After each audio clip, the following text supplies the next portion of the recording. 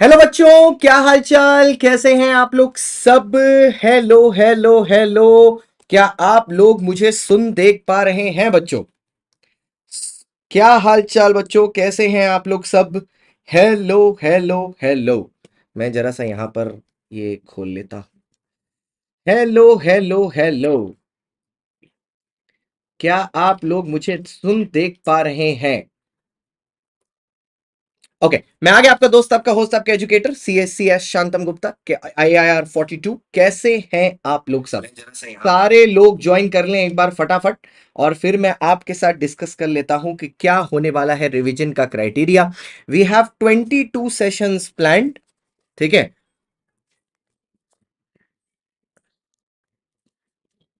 We have 22 sessions planned. ठीक है, 22 session हमारे पास प्लान किए हुए हैं। ठीक है, 22 सेशंस प्लान्ड।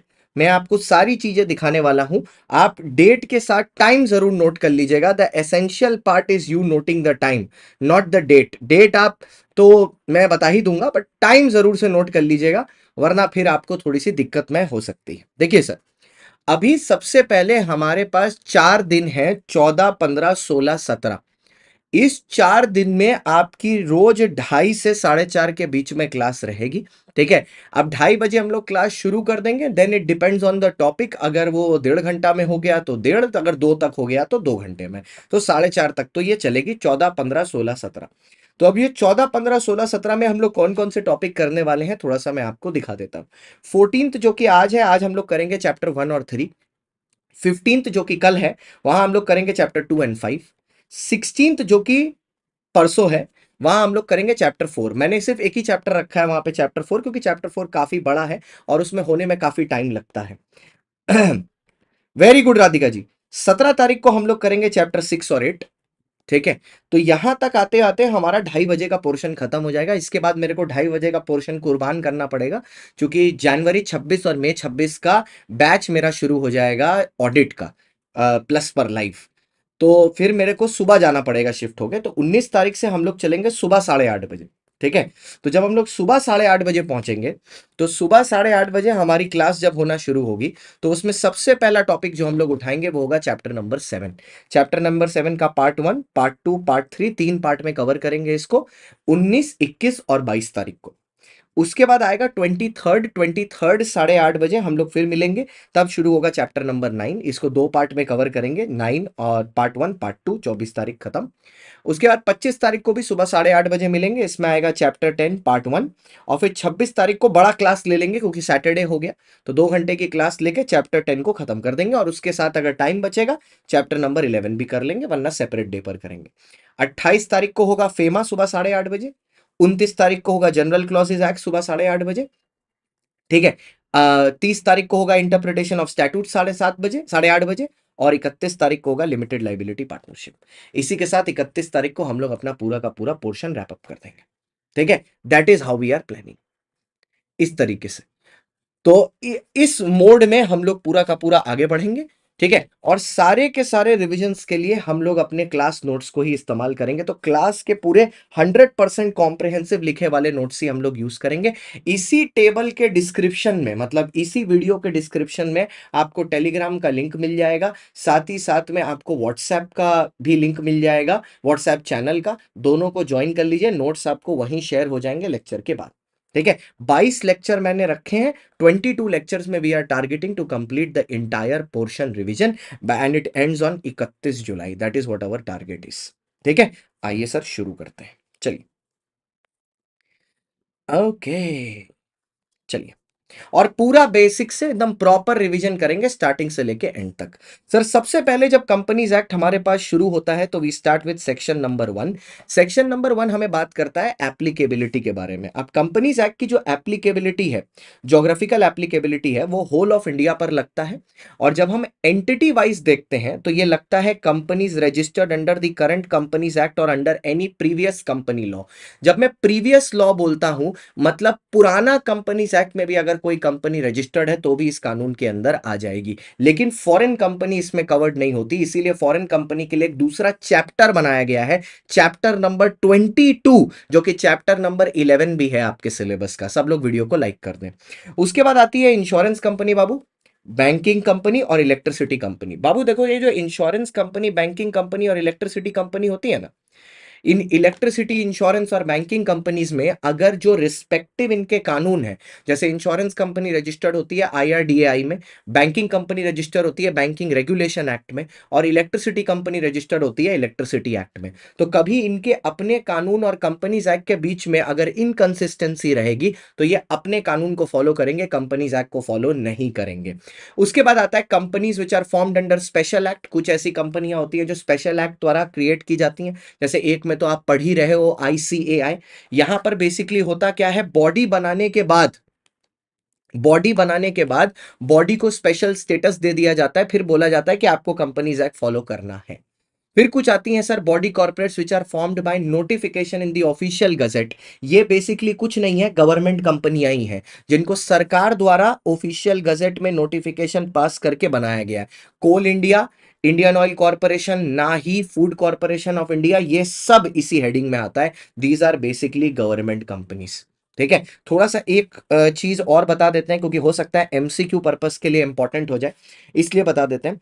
सर ये जो कंपनीज एक्ट है, इसको जो प्रेसिडेंट ने साइन किया था, प्रेसिडेंट ने इस पर जो सिग्नेचर किया था, वो सिग्नेचर किया था प्रेसिडेंट ने 29 अगस्त 2013 में। ऑफिशियल गजेट में ये पास हुआ था 30 अगस्त 2013 में। ठीक है, अब कंपनीज एक्ट पूरा का पूरा एक बार में नहीं आया था, इसका सेक्शन 1 इस दिन इंट्रोड्यूस किया गया था, जिसके बारे में आप अभी पढ़ रहे हो, विच इज 30 अगस्त पे ऑफिशियल गजेट में ये आया था। लेकिन जो बाकी वाले हैं, जैसे 12 सितंबर 2014 को इसके बाकी, 2013 को 12 सितंबर 2013 को इसके बाकी सेक्शंस इंट्रोड्यूस किए गए। On this date around 98 sections were introduced. और उसके बाद एक डेट आई थी 1 अप्रैल 2014, जब इसके बाकी के 143 सेक्शंस वर इंट्रोड्यूस्ड। ठीक है, MCQ के लिए सिर्फ पहला वाला, ये वाला पोर्शन थोड़ा सा इंपॉर्टेंट था, तो मैंने बता दिया कि प्रेसिडेंट का सिग्नेचर शुरू हुआ था 29 अगस्त को प्रेसिडेंट ने साइन किया था, और ऑफिशियल गजेट में बाबू ये आया था 30 तारीख को, जिस दिन से सेक्शन 1 एप्लीकेबल है। 12 सितंबर को 98 सेक्शन आए थे, और 1 अप्रैल को अगले साल 143 सेक्शन आए थे, 1, 4 और 3। तो भैया हो गया काम, बताओ। एकदम हो गया सर, यहां तक बताते चलना, सारी चीजें क्लियर है तो। हाँ एकदम, जैन वाले देख सकते हैं। ठीक है, ये हुआ।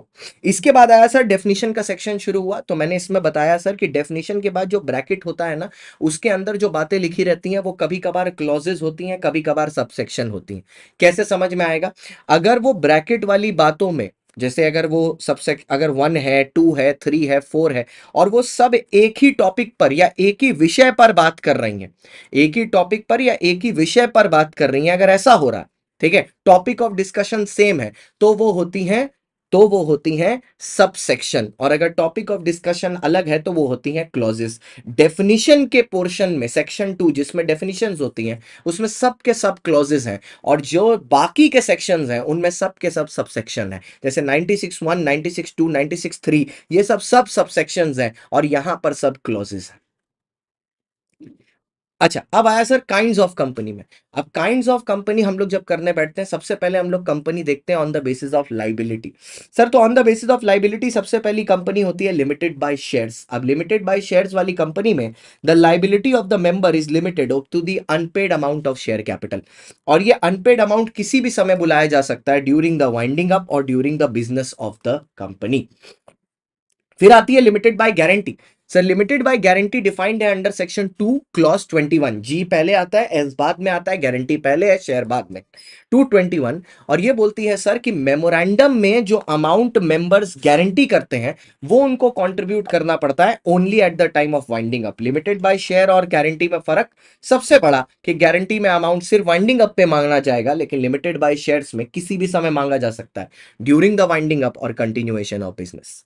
फिर आता है sir unlimited company. Unlimited company defined है सेक्शन 2 क्लॉज 92 में। It is a company where the liability of the member becomes unlimited on dissolution, कि जिस टाइम आपका डिसोल्यूशन हुआ उस टाइम लाइबिलिटी अनलिमिटेड हो जाएगी। लेकिन एक बात यहां पर याद रखिएगा, अगर आपने अनलिमिटेड कंपनी में अपनी मेंबरशिप किसी और को ट्रांसफर की है, सुनिएगा मेरी बात ध्यान से, आपने अनलिमिटेड कंपनी में मान लीजिए अपनी मेंबरशिप किसी और को ट्रांसफर की है, लेट्स से ये ट्रांसफर मैंने आज किया है, आज डेट क्या है, आज है डेट 14 जुलाई, मैंने 14 जुलाई को किया है 2024 में, और मैंने ये ट्रांसफर किया लेट्स से 2025 में, 24 कहां से आ गया, 2025 में, और ये ट्रांसफर मैंने किया है आरकेजी सर को, ठीक है, आरकेजी सर को। और उसके बाद कंपनी चली जाती है वाइंडिंग अप में। कंपनी वाइंडिंग अप में कब चली गई है, 1 जनवरी 2026 में वाइंडिंग अप पर चली गई है। अगर इस समय लेट्स से गारंटी का अमाउंट था 50 लाख, ठीक है, 50 लाख, और कालरा सर ने सिर्फ 20 लाख ही दे पाए हैं, तो बाकी 30 लाख रुपए, बाकी 30 लाख रुपए मेरे से रिकवर किए जाएंगे, क्योंकि हम बन जाएंगे कॉन्ट्रीब्यूटरी। क्या बन जाएंगे, कॉन्ट्रीब्यूटरी। और कॉन्ट्रीब्यूटरी लायबल होते हैं up to a period of 1 year. अगर 1 साल के अंदर अंदर ट्रांसफर करने से कंपनी डूब जाती है तो अनलिमिटेड कंपनी के केस में the contributory also becomes liable. Is it clear sir?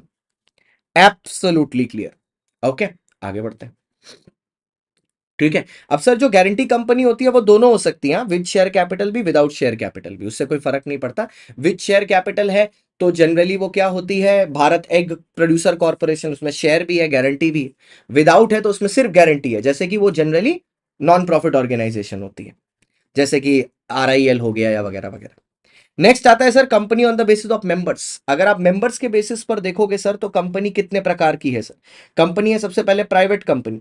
Sir private company मतलब वो कंपनी है जिसमें सर पहली बात it is not a public company, दूसरा there is minimum paid up capital is prescribed, but as of now क्या वहां पर कोई कैपिटल प्रिस्क्राइब्ड है, कोई कैपिटल प्रिस्क्राइब्ड नहीं है। सर प्राइवेट कंपनी में 3 रिस्ट्रिक्शंस होते हैं। पहला रिस्ट्रिक्शन यह है कि अपनी सिक्योरिटी किसी और को ट्रांसफर नहीं कर सकती। दूसरा, इनका मैक्सिमम नंबर ऑफ मेंबर 200 को एक्सीड नहीं कर सकता। लेकिन ये 200 के मेंबर में आपको एक चीज याद रखनी है, इसमें कौन इंक्लूड नहीं होता 200 वाले में, इसमें एक्स इंप्लॉइज इंक्लूड नहीं होते हैं। ठीक है, इसमें एक्स इंप्लॉइज इंक्लूड नहीं होते हैं, या वो इंप्लॉइज इंक्लूड नहीं होते हैं जिन्हें इंप्लॉयमेंट के दौरान कंपनी के शेयर्स मिले हैं और वो बाद में भी कंपनी के शेयर्स होल्ड करते रहे हैं। यहां पर की थिंग देखना यह है कि इंप्लॉयमेंट खत्म होने से गिनती नहीं शुरू हो जाती है। शेयर अगर इंप्लॉयमेंट के दौरान मिले हैं आप कभी भी मेंबर नहीं गिने जाएंगे। दूसरी बात, joint holders are always counted as one. आप किसी भी सिक्योरिटी को उठा के देख लो, इवन डिपॉजिट्स वाले चैप्टर में यह आएगा कि किसी भी सिक्योरिटी में सिर्फ 3 ही जॉइंट होल्डर हो सकते हैं, 3 से 4 नहीं हो सकते। 2 हो सकते हैं, 2 हो सकते हैं, 3 हो सकते हैं, 3 से ज्यादा नहीं हो सकते। ठीक है, और अगर आप देखोगे इसमें लास्ट में देखो एक चीज लिखा है, इट प्रोहिबिट्स इशू और inviting of deposits from public. Deposits को प्रोहिबिट मतलब पैसा इनवाइट करने को प्रोहिबिट कर रहा है। ट्रांसफर का रिस्ट्रिक्शन है लेकिन बाकियों का प्रोहिबिशन है। मतलब हमको इससे यह समझ में आता है कि किसी किसी केस में ट्रांसफर कर सकते हैं। हां सर, 6 ऐसे केसेस हैं जिन केसेस में आप ट्रांसफर कर सकते हो प्राइवेट कंपनी के शेयर। याद कराता हूं मैं आपको, 6 ऐसे केसेस हैं जिसमें ट्रांसफर अलाउड है। वो बोलता है सर पार्टली पेड शेयर्स होंगे तो आप ट्रांसफर नहीं कर सकते माइनर को या इंसॉल्वेंट को। मतलब माइनर या इंसॉल्वेंट को मत करो, उसके बाद बाकी आप किसी को भी ट्रांसफर कर सकते हो। ठीक है, माइनर और इंसॉल्वेंट पर रिस्ट्रिक्शन है, बाकी आप किसी को भी दे सकते हो, कोई प्रॉब्लम नहीं है। दूसरा बोलता है जो भी ट्रांसफर होगा उसमें जो ट्रांसफर का प्राइस होगा उसको ऑडिटर डिसाइड करेगा। उसको कौन डिसाइड करेगा, ऑडिटर डिसाइड करेगा। ठीक है, फिर बात आती है नोटिस पर। सर जो एग्जिस्टिंग मेंबर्स है ना, जो एग्जिस्टिंग मेंबर्स हैं वो जब कंपनी के शेयर दूसरे को ट्रांसफर करेंगे, ठीक है, तो वो पहली नोटिस कंपनी के बाकी मेंबर्स को देंगे।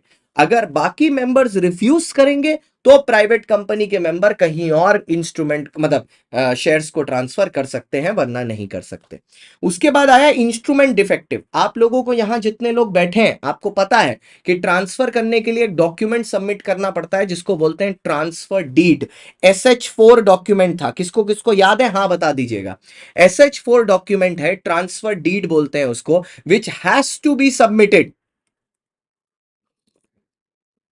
इस सिक्योरिटी का ट्रांसफर ग्रांट करने के लिए। अगर आप वो ट्रांसफर डीड सबमिट नहीं करते तो आपकी सिक्योरिटी का ट्रांसफर फेल हो जाता है। अब मान लीजिए आपने ट्रांसफर डीड दिया लेकिन वो ट्रांसफर डीड डिफेक्टिव निकला, आपने उसमें साइन नहीं किया या ट्रांसफरर की डिटेल गलत दी हुई है, तो इस केस में क्या हो जाएगा, ये खारिज हो जाएगा, मतलब ट्रांसफर डिसअलाउ हो जाएगा। अभी तक आपने क्या देखा?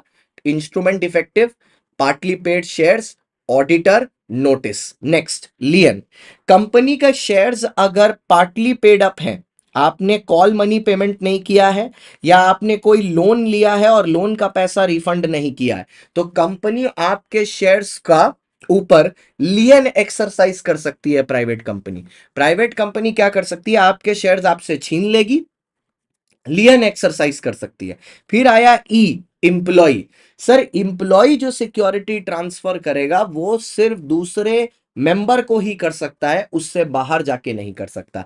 अब मेरे को बताओ, ये सारे पॉइंटर आपको याद हुए? आइस पान खाने गए London stock exchange. I for instrument defective, P for partly paid up, A for auditor, N for notice, L for lien, E for employ. बोलो ये यहां तक याद हुआ कि नहीं? बस मेरे को बता दो फटाक से, यहां तक एब्सोल्युटली क्लियर है कि नहीं?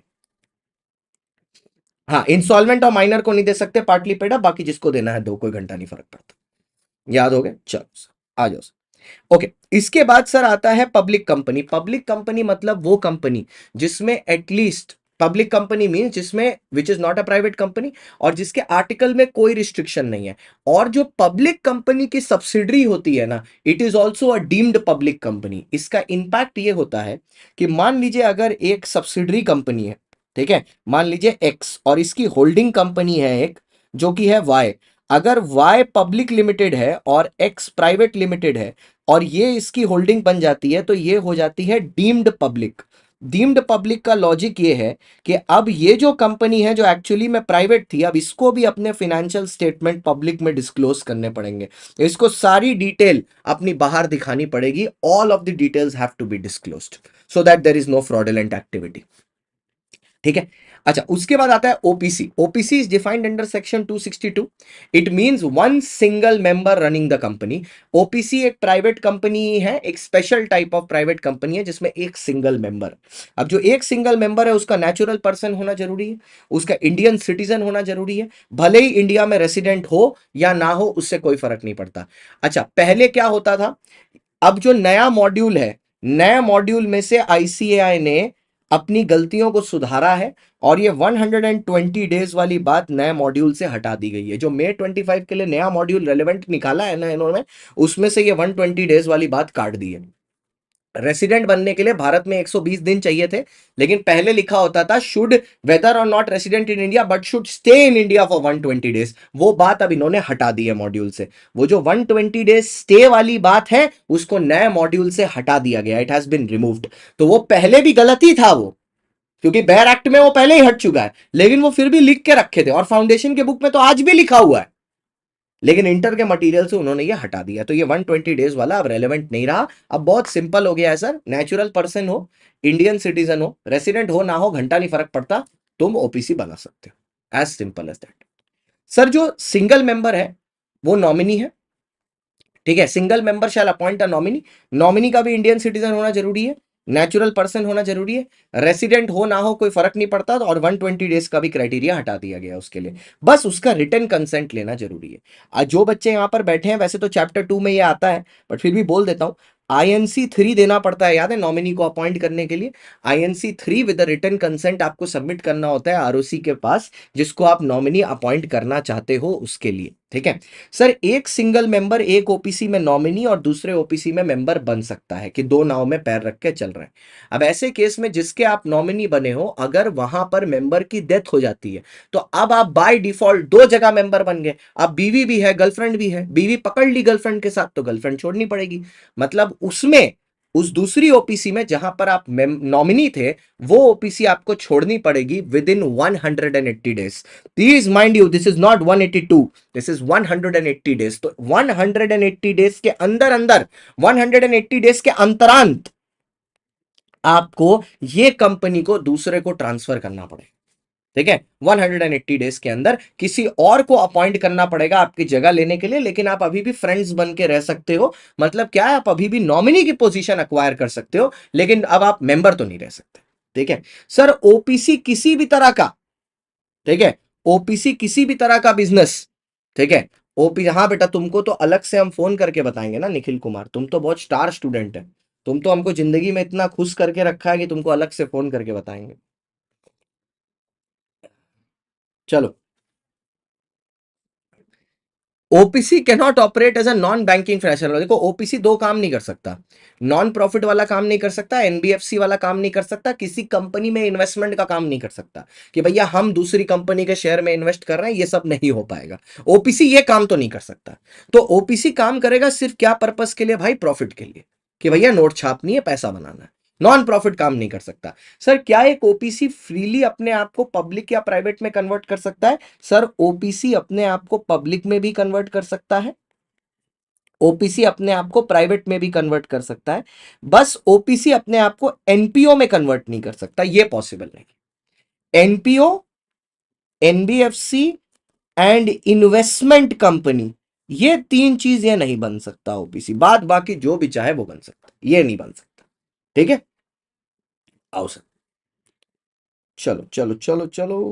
ओके, अब आया सर अगला sir, small company. Sir small company मतलब वो कंपनी होती है, ठीक है, जिसमें सर हमारा जो पेड अप शेयर कैपिटल है, ठीक है, वो 4 करोड़ को क्रॉस नहीं करना चाहिए, और जो टर्नओवर है वो 40 करोड़ को क्रॉस नहीं करना चाहिए।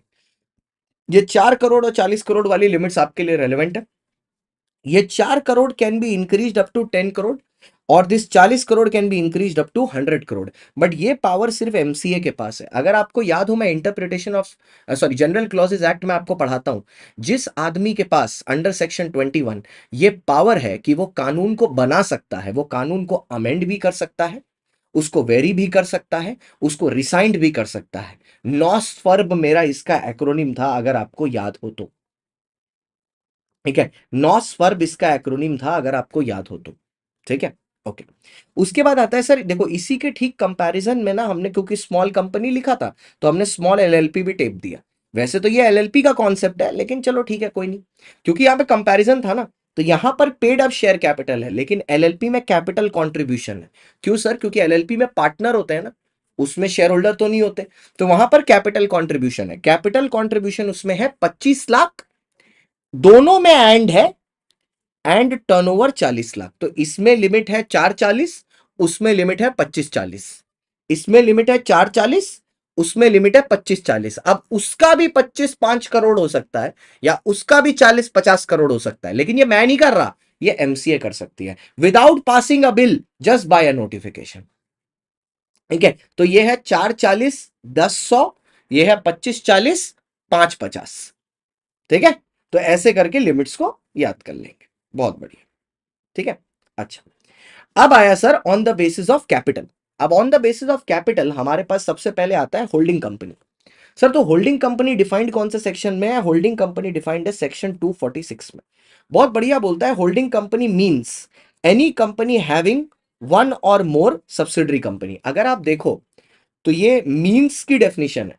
अभी इंटरप्रिटेशन ऑफ स्टैट्यूट से अगर आप रिलेट करोगे तो ये हो गया एग्जॉस्टिव डेफिनेशन, क्योंकि इसने किसी को आने नहीं दिया। इसने बोला means a company having one or more subsidiary. अगर मेरी सब्सिडरी है तो मैं भैया होल्डिंग कंपनी हूं। Section 2 clause 46।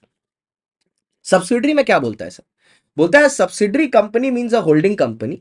सब्सिडरी कंपनी मतलब वो कंपनी है, ठीक है, जिसमें दूसरी कंपनी का at least 1/2 of the total voting power hold किया जा रहा है, मतलब मोर देन 50%, या बोर्ड ऑफ डायरेक्टर्स का कॉम्पोजिशन कंट्रोल करते हैं। बोर्ड ऑफ डायरेक्टर्स का कॉम्पोजिशन कंट्रोल करता है, मतलब अगर 10 डायरेक्टर हैं उसमें से 6 अगर मैं अपॉइंट करता हूं तो ये काम हो जाएगा। अब जब आप वोटिंग पावर देखने जाओगे तो इस सेक्शन के लिए वोटिंग पावर का मतलब होगा पेड अप शेयर कैपिटल, जिसमें इक्विटी भी आएगा, कन्वर्टेबल प्रेफरेंस शेयर भी आएगा। जब तक कन्वर्टेबल लिखा ना हो तब तक जबरदस्ती कन्वर्टेबल मत लीजिएगा उसको।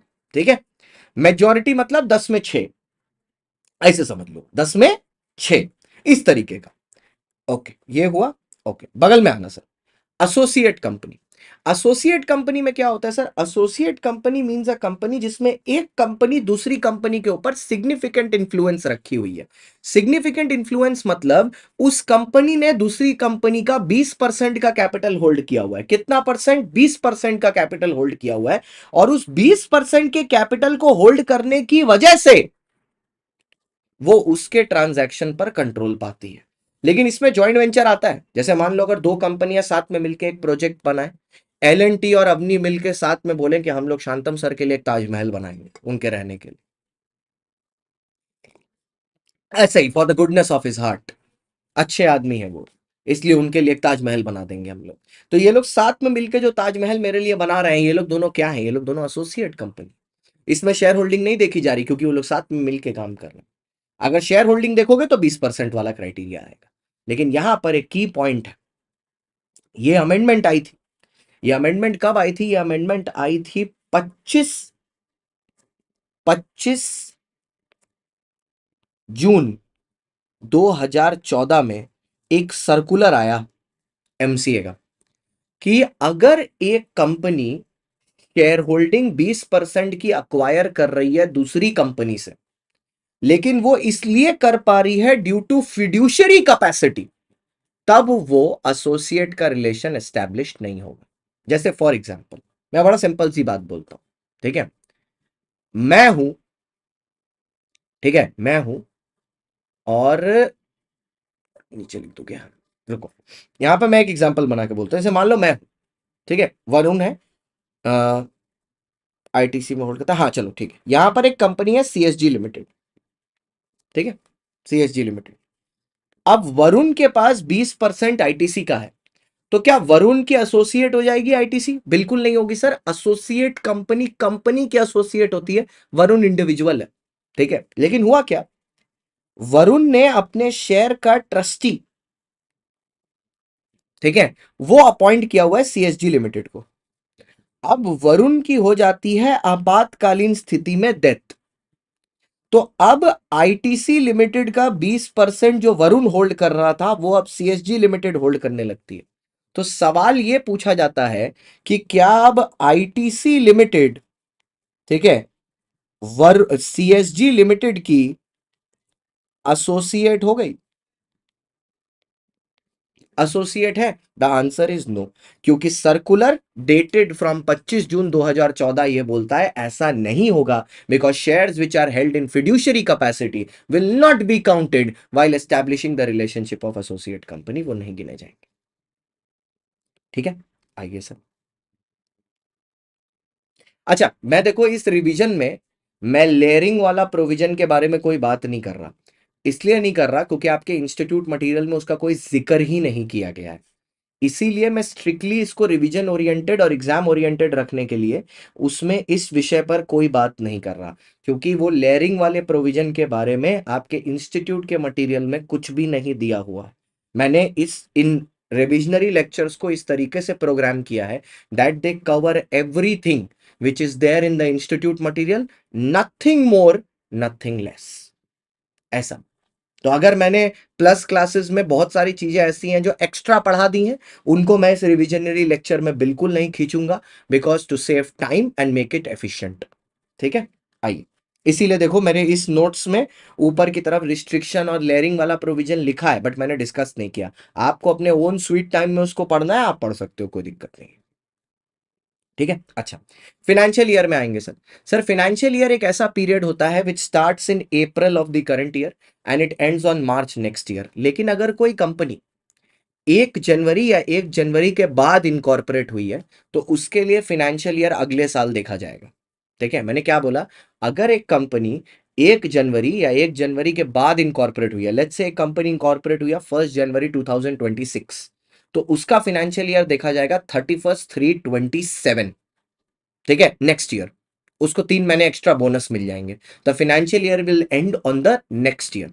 ठीक है, और उसके बाद ही फिर एजीएम यूजीएम का क्राइटेरिया आया, सारी चीजें। ठीक है, अब यहां पर एक चीज समझिएगा मेरी बात, कि मान लीजिए एक कंपनी इंडिया में है, ठीक है, मान लीजिए एक कंपनी इंडिया में है, ठीक है, यहां पे बना लेते,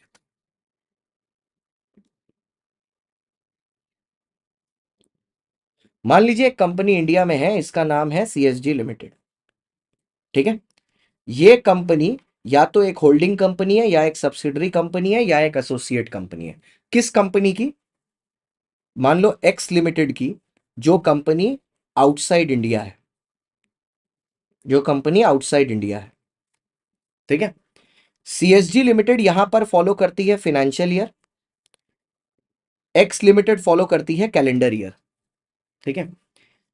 अब इंडिया के बाहर, लेट्स से यूके में, कंसोलिडेटेड फाइनेंशियल स्टेटमेंट बनाने हैं। ठीक है। सीएसजी लिमिटेड चाहे तो ये अप्लाई करे परमिशन के लिए। किसके पास अप्लाई करना पड़ेगा परमिशन के लिए? सीजी के पास, सेंट्रल गवर्नमेंट। ठीक है। Central government here means tribunal as well, NCLT. Central government here it means tribunal. उसको अप्लाई करे, वो पावर उन्होंने ट्राइब्यूनल को दे रखी है।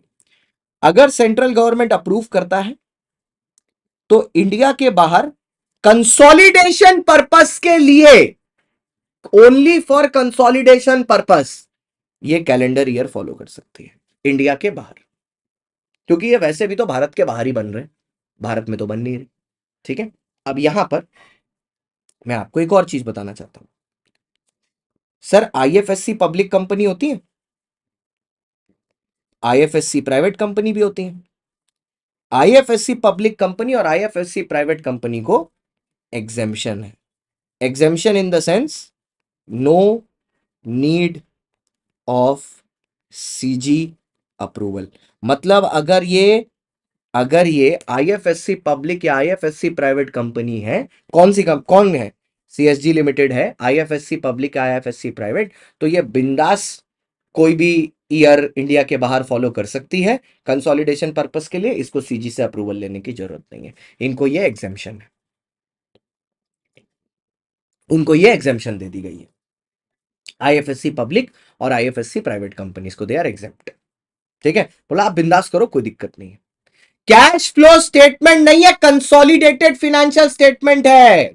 गधा, 3 बार बोला है कंसोलिडेटेड, बोलता है कैश फ्लो स्टेटमेंट। गधा, तू लिख ले भाई, तू लिख ले, तेरे बस की नहीं। कंसोलिडेटेड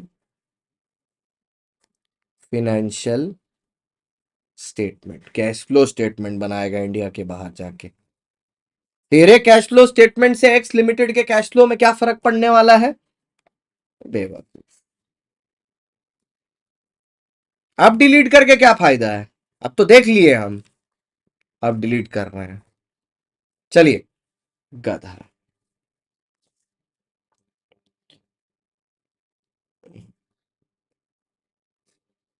देख के पील पेल दिया, फिर अब डिलीट कर रहे हैं उसको बैठ के।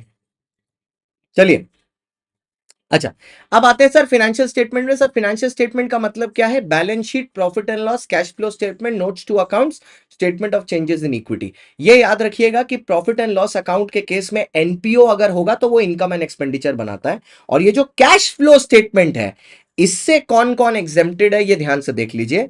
इसमें ओपीसी एग्जेम्प्टेड है, स्मॉल कंपनी एग्जेम्प्टेड है, डोरमेंट कंपनी एग्जेम्प्टेड है, प्राइवेट कंपनी एग्जेम्प्टेड है। सारी प्राइवेट कंपनी नहीं, सिर्फ स्टार्टअप प्राइवेट कंपनी जिसका टर्नओवर पिछले 10 साल में 100 करोड़ को क्रॉस नहीं किया है। और वो भी सुनो, ये एग्जेम्पशन फ्री का नहीं मिला है। Exemption is subject to 92 and 137। It is subject to section 92 and section 137 कि आप भैया अपना एनुअल रिटर्न भरोगे और साथ में आप अपना फाइनेंशियल स्टेटमेंट सबमिट करोगे with in 30 days from AGM, तब देंगे। ओके। उसके बाद आया sir free reserve, section 243। Sir free reserve means any reserve which is created out of revenue activities. जो रेवेन्यू एक्टिविटी से बनता है वो फ्री रिजर्व होता है। Means it is available for dividend distribution. इसीलिए इसमें नोशनल गेन, नोशनल प्रॉफिट्स नहीं आता क्योंकि वो नकली पैसा है। रिवैल्यूएशन रिजर्व नहीं निकलता क्योंकि वो उतना ही झूठ है जितना झूठ वो तुम्हें बोलती है कि बाबू मेरी जिंदगी में तो सिर्फ तुम ही हो। ठीक है, क्योंकि बाबू की जिंदगी में और भी बहुत लोग हैं। तो इसमें अनरियलाइज्ड गेन्स या नोशनल गेन्स नहीं आते जो रिवैल्यूएशन या रिजर्व से आते हैं। या अगर आपने कोई इन्वेस्टमेंट या एसेट का कैरिंग अमाउंट चेंज किया है, वो रिवैल्यूएशन की वजह से ही होता है, तो वो भी इसमें इंक्लूड नहीं होगा। सिर्फ रियल रिजर्व्स आते हैं which are arising due to revenue profits. मेरा एक सवाल था, क्या सिक्योरिटीज प्रीमियम फ्री रिजर्व है? क्या सिक्योरिटीज प्रीमियम फ्री रिजर्व है? The answer is no, securities premium is not free reserve. ठीक है, सिक्योरिटीज प्रीमियम फ्री रिजर्व बिल्कुल नहीं है।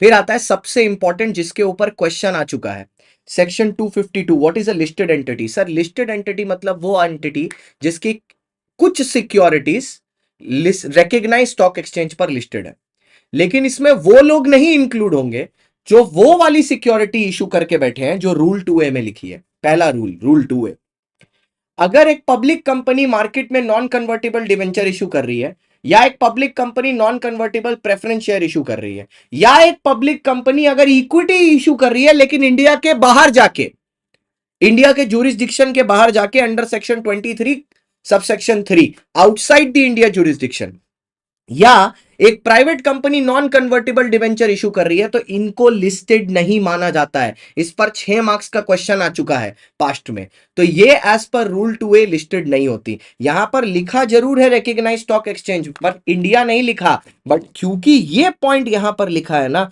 कि पब्लिक कंपनी इक्विटी शेयर जो इंडिया के जुरिस्डिक्शन के बाहर करती है वो लिस्टेड नहीं है, उससे हमें समझ में आता है कि ये रिकॉग्नाइज्ड स्टॉक एक्सचेंज भारत वाला रिकॉग्नाइज्ड है। सर इंडिया में सिर्फ देखो, इंडिया में ऐसा नहीं है कि 2 ही स्टॉक एक्सचेंज है, कैलकाटा स्टॉक एक्सचेंज भी एक स्टॉक एक्सचेंज है, बट वो रिकॉग्नाइज नहीं है।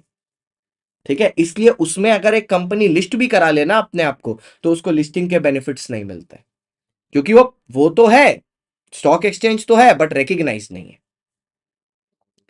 इक्विटी, बेसिकली मेरा यही कहने का मतलब है, इक्विटी होना चाहिए और इंडियन के स्टॉक एक्सचेंज पे होना चाहिए, मुद्दा यही है। ठीक है, मुद्दा यही है कि एकदम तुम मुद्दे की बात तुम एकदम सही बोला कि मुद्दा यही है कि हमको इक्विटी होना चाहिए और इंडिया के स्टॉक एक्सचेंज पर होना चाहिए। मुद्दा एकदम एब्सोल्युटली ऑन पॉइंट है तुम्हारा, एकदम 100% सही बोला तुम। मद्रास में भी है, सही बोल रहा है, पर वो सब रिकॉग्नाइज नहीं है। ठीक है, अच्छा इसके बाद नेटवर्थ। अच्छा एक सेकंड पॉज लेके आपको बस ये बताना चाहते हैं कि आपका अगर कोई दोस्त या रिश्तेदार है जिसको सिर्फ G2 करना है अभी, तो हमारा G2 का बैच शुरू हो रहा है। मेरा ऑडिट का बैच 18 तारीख से शुरू हो रहा है। इंडिविजुअली भी अवेलेबल है, बट इंडिविजुअली लाइव नहीं होगा, रिकॉर्डेड होगा। और अगर लाइव चाहिए तो तीनों का सिर्फ बैच भी लिया जा सकता है। ठीक है, या 3 महीने का सब्सक्रिप्शन ले ले, उसमें सारी चीजें अवेलेबल हो जाएंगी। 15 तारीख से बाकी सब्जेक्ट शुरू हो रहे हैं, 18 तारीख से मेरा शुरू होगा, और 16 अगस्त से SM शुरू होगा। कमिंग बैक, अब आते हैं सर नेटवर्थ में। अप्रोच छोड़ो, सीधे डेफिनेशन पर आओ। नेटवर्थ बेसिकली है क्या? Paid up share capital plus free reserve minus accumulated losses. अगर किसी भी तरह के आपके अक्यूमुलेटेड लॉसेस या डेफर्ड रेवेन्यू एक्सपेंडिचर है, उसको आप हटा दो। साथ ही साथ इसमें रिवैल्यूएशन रिजर्व इंक्लूड नहीं होगी। नेटवर्थ बताता है कि आपकी असली औकात क्या है। ठीक है, तो इसमें आप दो अप्रोच से चले जाते हो, एक total asset minus total liabilities हो जाती है, और एक दूसरा हो जाता है share capital plus reserves minus accumulated losses. Convertible होगा तो, अगर कन्वर्टिबल है और वो कन्वर्टिबल इक्विटी में है, तब तो आप लिस्टेड हो। इसीलिए तो नॉन नॉन नॉन नॉन हर जगह लिखा है। क्लियर है सर? अब आते हैं सर थोड़ा सा रिलेटेड पार्टी और रिलेटिव की डेफिनेशन डिस्कस करते हैं। 276 और 277। सर पहले मेरी बात ध्यान से सुनिएगा, इधर उधर देखने की जगह मेरी बात सुनिए। ठीक है, पहले मेरी बात सुनिए। जब मैं बात कर रहा हूं रिलेटेड पार्टी की, ठीक है, तो पहला सेक्शन है 276 जो बताता है related party in relation to an artificial person. 76 is artificial, 77 is natural. तो पहले आर्टिफिशियल सुन लो। आर्टिफिशियल में, आर्टिफिशियल पर्सन में आपका रिलेटेड पार्टी कौन होगा? आर्टिफिशियल में आपकी कंपनी का डायरेक्टर और डायरेक्टर का रिलेटिव, आपकी कंपनी का की मैनेजरियल पर्सन और की मैनेजरियल पर्सन का रिलेटिव, आपकी कंपनी का जो डायरेक्टर या मैनेजर है या डायरेक्टर या KMP है, उसके द्वारा अगर कोई फर्म क्रिएट किया गया है, तो उस फर्म, वो फर्म भी आपका रिलेटेड पार्टी होगा। अगर आपके डायरेक्टर या मैनेजर ने किसी पब्लिक कंपनी को आपका होल्डिंग सब्सिडरी या एसोसिएट बनाया है, तो वो होल्डिंग सब्सिडरी या एसोसिएट भी आपके रिलेटिव में आएगी। एक चीज याद रखिएगा, एक पब्लिक कंपनी दूसरी कंपनी की रिलेटिव तब कहलाएगी, ध्यान से सुनना मेरी ये बात, एक पब्लिक कंपनी दूसरे पब्लिक कंपनी की रिलेटिव कब कहलाएगी, बहुत इंपॉर्टेंट पॉइंट बताने जा रहा हूं। अगर देखो दोनों में अगर होल्डिंग सब्सिडरी का रिलेशन है या एसोसिएट का रिलेशन है, तो आप वैसे ही रिलेटिव हो। मैं क्या बोल रहा हूं, एक कंपनी है, सुनो, लेट्स से CSG लिमिटेड, और एक कंपनी है रिलायंस। इन दोनों के बीच में रिलेटेड पार्टी कैसे क्रिएट हो सकता है? शांतम गुप्ता को डायरेक्टर होना चाहिए, ठीक है, शांतम गुप्ता को डायरेक्टर होना चाहिए दोनों में से एक कंपनी का, और जो दूसरी कंपनी है उसका शांतम गुप्ता 2% या उससे ज्यादा ओन कर ले, तो दोनों कंपनियां आपस में रिलेटेड हो जाएंगी। क्या बोला, ध्यान से सुनना, ठीक है, ध्यान से सुनना। प्राइवेट कंपनी तो डे वन से रिलेटेड है, अब पब्लिक कंपनी के केस में बात कर रहे हैं। एक कंपनी है रिलायंस और एक कंपनी है सीएसजी लिमिटेड, दोनों पब्लिक कंपनी है।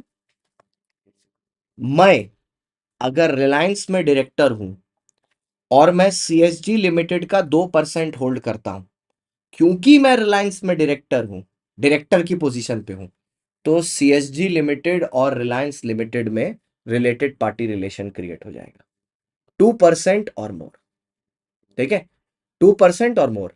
सो at least greater than equal to 2% hold करना पड़ेगा, ठीक है, तो मैं रिलेशन बना दूंगा।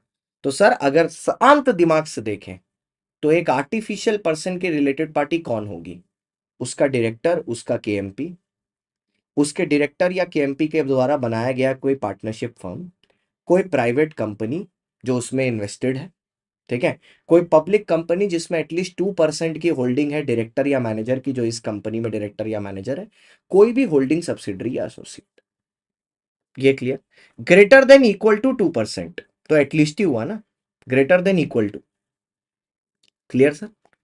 अब इंसान के केस में कौन होगा, ये बहुत ही इंटरेस्टिंग है भाई, इंसान के केस में कौन होगा। अच्छा सर, क्या एक एलएलपी एलएलपी रिलेटेड हो सकता है क्या? हाँ हो सकता है। एलएलपी का जो डेजिग्नेटेड पार्टनर है, ठीक है, एलएलपी का जो डेजिग्नेटेड पार्टनर है, अगर वो कंपनी का केएमपी है तो वो दोनों आपस में रिलेटेड है। जैसे ओयो एक लिस्टेड कंपनी है, रितेश शार्क टैंक में अगर किसी कंपनी में इन्वेस्ट करता है, 2% से ज्यादा करता है, तो वो आपस में रिलेटेड मान ली जाएगी। Very good, very nice. अच्छा, अब रिलेटिव कौन होता है सर? 277। रिलेटिव कौन होता है? रिलेटेड नहीं बोल रहा हूं, रिलेटिव, ठीक है, सुनना पहले ध्यान से। अगर ये एक एचयूएफ है तो एचयूएफ के तो सारे मेंबर आपस में रिलेटेड है, प्राइवेट कंपनी के लिए कोई लिमिट नहीं है। अगर ये एक एचयूएफ है तो एचयूएफ के तो सारे मेंबर आपस में रिलेटेड है, उसमें तो सब दिमाग ही नहीं, सोचना ही नहीं कुछ, ठीक है। अब मेरी बात करते हैं, मेरी बात करते हैं, ठीक है। मैं और मेरी बीवी आपस में रिलेटेड है, ऑब्वियसली। मैं, मेरी बीवी आपस में रिलेटेड है। मेरी मां, मेरे पिता, ठीक है, मैं, मेरी बीवी, मेरी मम्मी, मेरे पापा, ठीक है, मेरी मम्मी, मेरे पापा, मेरा भाई, मेरी बहन, ठीक है, मेरा भाई, मेरी बहन, मेरा भाई, मेरी बहन, मेरा मेरा लड़का, मेरी लड़की, मेरा लड़का, मेरी लड़की, मेरी लड़की का हस्बैंड और मेरे बेटे का पत्नी। ये है मेरा रिलेटिव का सर्किल। फिर आस्ते से बोलता हूं, ठीक है, आस्ते से बोलता हूं, ठीक है, और बना ही देता हूं, बना के बोल देता हूं। मैं, अरे व्हाइट कलर कहां गया बे? मैं, मेरी बीवी, मेरे पापा मम्मी, मेरे फादर, मेरे मदर। और देखो सर, अब अगर इंडिया के बाहर हो, वहां बहुत सारे पापा, बहुत सारी मम्मी होते हैं, तो फादर में स्टेप फादर भी आ जाएगा, स्टेप मदर भी इंक्लूड हो जाएगी, वहां बहुत सारे फादर मदर होते हैं, ठीक है। उसके बाद मेरे भाई बहन, ब्रदर, सिस्टर, ठीक है, ऑब्वियसली ब्रदर में भी स्टेप आ जाएगा, सिस्टर में भी स्टेप आ जाएगा, वहां पर बहुत सारे भाई बहन और भाई बहन के भाई बहन होते हैं, ठीक है। तो लिसन विथ मी, तुम आ जाना फिर उस केस में, ठीक है, तुम आ जाओगे फिर उस केस में, ब्रदर और सिस्टर हो गए, ठीक है। उसके बाद सर क्या है, मेरा सन, मेरी डॉटर, मेरा सन, मेरी डॉटर। अब सुनो, सन में भी स्टेप आएगा और फिर वाइफ, सन की वाइफ। डॉटर में, डॉटर में डॉटर का हस्बैंड तो आएगा, लेकिन डॉटर में स्टेप इज नॉट इंक्लूडेड। ठीक है, ये याद रखना। मैं, मेरी बीवी, मेरे मम्मी पापा, मेरे भाई बहन, मेरा लड़का, मेरी लड़की, मेरी लड़की का पति, मेरे लड़के की बीवी, लेकिन स्टेप सब जगह इंक्लूडेड है, लेकिन स्टेप डॉटर नहीं इंक्लूडेड है। ये याद रखना। Step daughter is not your relative. Step daughter is not covered by the definition of 277। ये याद रखना, भूलना नहीं है बात। ठीक है, step daughter is not included. Parents in law क्यों इंक्लूड होंगे? वो तो उसके हैं ना पेरेंट्स, तुम्हारे पेरेंट्स थोड़ी ना है। तुम अपने माँ बाप देखो ना, दूसरा का क्यों देख रहे हो जाके? वो तो उसके रिलेटिव में इंक्लूड होंगे। Step daughter is not included. ठीक है, स्टेप डॉटर को इसमें लेके नहीं आया वो लोग। ओके, एक्सेप्ट, एक्सेप्ट डॉटर नहीं, except step daughter. Daughter is there, step daughter is not there. ठीक है, स्टेप सन इज इंक्लूडेड, मैंने वहां लिखा है step sun is included, only step daughter is not included. Only step daughter is not included. तुम्हारा खून वो है नहीं, तुम्हारा खून है नहीं, और शादी करने के बाद वो दूसरे के घर चली जाएगी, तुम्हारा उससे कोई रिलेशन नहीं बना रहे हम। लेकिन जो स्टेप सन है, वो तुम्हारा खून भले ही ना हो, लेकिन वो रहेगा तो उसी घर में ना शादी करके, तो तुम्हारे रिलेटिव में तुम उसके साथ कांड मिलके फिर भी कर सकते हो। समझ में आई बात? बेटी है, स्टेप डॉटर है, तुम्हारा उससे खून का रिश्ता तो है नहीं, और वो शादी करके भी दूसरे के घर चली जाएगी, तो तुम्हारा इसके बाद उसके साथ उठना बैठना भी नहीं होगा, तो उसको हम तुम्हारे रिलेटिव के कवरेज में नहीं रख रहे। लेकिन जो लड़का है वो तो इसी घर में रहेगा, शादी के बाद वो इसी घर में रहेगा, तुम्हारे साथ ही रहेगा, most probably you will be related, क्योंकि लड़के लड़की लेके आते हैं, लड़कियां लड़के लेके नहीं जाती। ठीक है, इसलिए उसको तुम्हारे रिलेटिव कार्यक्रम में रखा है। ठीक है, अब सुनो सर, टोटल में कंपनीज एक्ट में चैप्टर नंबर 1 के अंदर 294 डेफिनेशंस है, मतलब 2 क्लॉज 94 डेफिनेशंस है। तो जो जो डेफिनेशन जो जो चैप्टर के साथ आएगी वो करते चलेंगे। अब बात ऐसी है सर, समझना, इसमें ना एक्चुअली एक सेक्शन और भी है, 2 क्लॉज 95। वो पता है क्या बोलता है?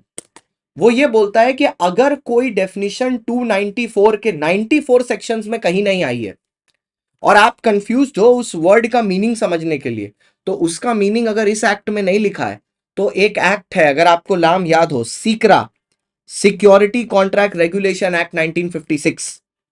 एक एक्ट है SEBI, security exchange board of India 1992। एक एक्ट है डिपॉजिटरीज एक्ट, याद है, 1996। आप उस चीज का मीनिंग वहां से निकाल सकते हो, उस चीज का मीनिंग वहां से निकाल सकते हो, अगर 94 डेफिनेशंस में उनका मीनिंग नहीं निकल के आता है तो। That is section 296, 295। ठीक है, तो ये प्रॉब्लम नहीं आएगा। ठीक है, इज इट क्लियर सर? यहां तक क्लियर? अच्छा, अब अगर आपने एक चीज नोटिस की हो, तो यहां पर हम लोगों ने चैप्टर नंबर 1 के अंदर खाली डेफिनेशंस की हैं। ठीक है, खाली डेफिनेशंस की हम लोग ने चैप्टर नंबर 1 के अंदर। इसको ना, अगर मैं इंटरप्रिटेशन ऑफ स्टैट्यूट्स की भाषा में बोलूं, ठीक है, तो यही है इंटरनल एड, डेफिनिशनल क्लॉज। याद है, उसमें टूल्स आते हैं ना, तो टूल्स के अंदर पहले आते हैं ना इंटरनल एड, वो चीज जो आपको एक्ट के अंदर से हेल्प करती है, डेफिनिशनल क्लॉज, यही है वो डेफिनिशनल क्लॉज। ठीक है, with this we finish of chapter number 1। Now we come to chapter number 3। ठीक है, prospectus, prospectus and allotment of securities, chapter number 3। Sir यहां पर जितने भी फॉर्म नंबर आएंगे सब में पास होगा, PAS। चैप्टर 4 से 6 नंबर के लिए इंपॉर्टेंट है, MCQ के ओरिएंटेड थोड़ा सा हैवी चैप्टर है MCQ वाला, और इसमें साथ ही साथ बड़ा ही इंटरेस्टिंग चैप्टर है। ठीक है, आते हैं सर। सर तो prospectus of allotment of security शुरू होता है सेक्शन नंबर 23 से। ठीक है, इट स्टार्ट विथ सेक्शन 23। ठीक है, सेक्शन 23 से शुरू होता है, और ये खत्म होता है जाके सेक्शन 42 पे।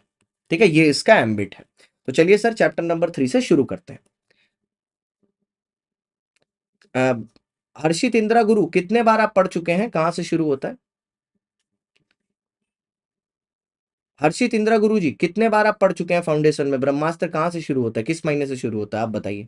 आपसे यही सवाल है मेरा। अब देखते हैं इस क्लास के एंड तक आप ये सवाल का जवाब दे पाते हैं कि नहीं। Prospectus and allotment of security, ठीक है। तो सर यहां पर पूरा चैप्टर दो पार्ट में डिवाइडेड है। एक है पार्ट 1 जिसमें आता है पब्लिक ऑफर, ठीक है, और एक है पार्ट 2 जिसमें आता है प्राइवेट प्लेसमेंट। तो प्राइवेट प्लेसमेंट के लिए एक सेक्शन करके रखा है सेक्शन 42, बाकी सब पब्लिक ऑफर में कवर्ड है under section 23 to 41।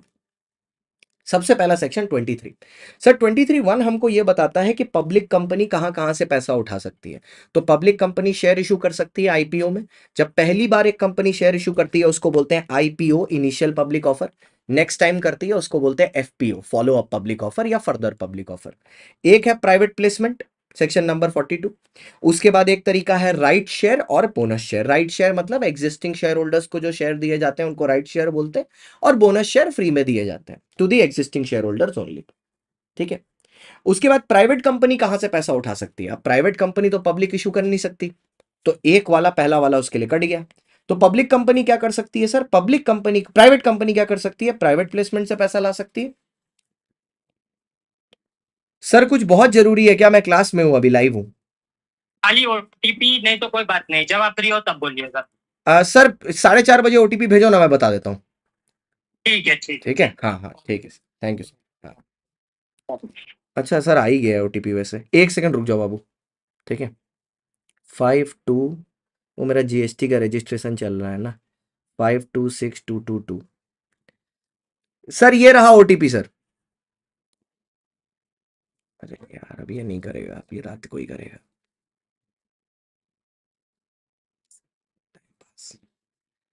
Please message करिए बाबू, हम क्लास में हैं।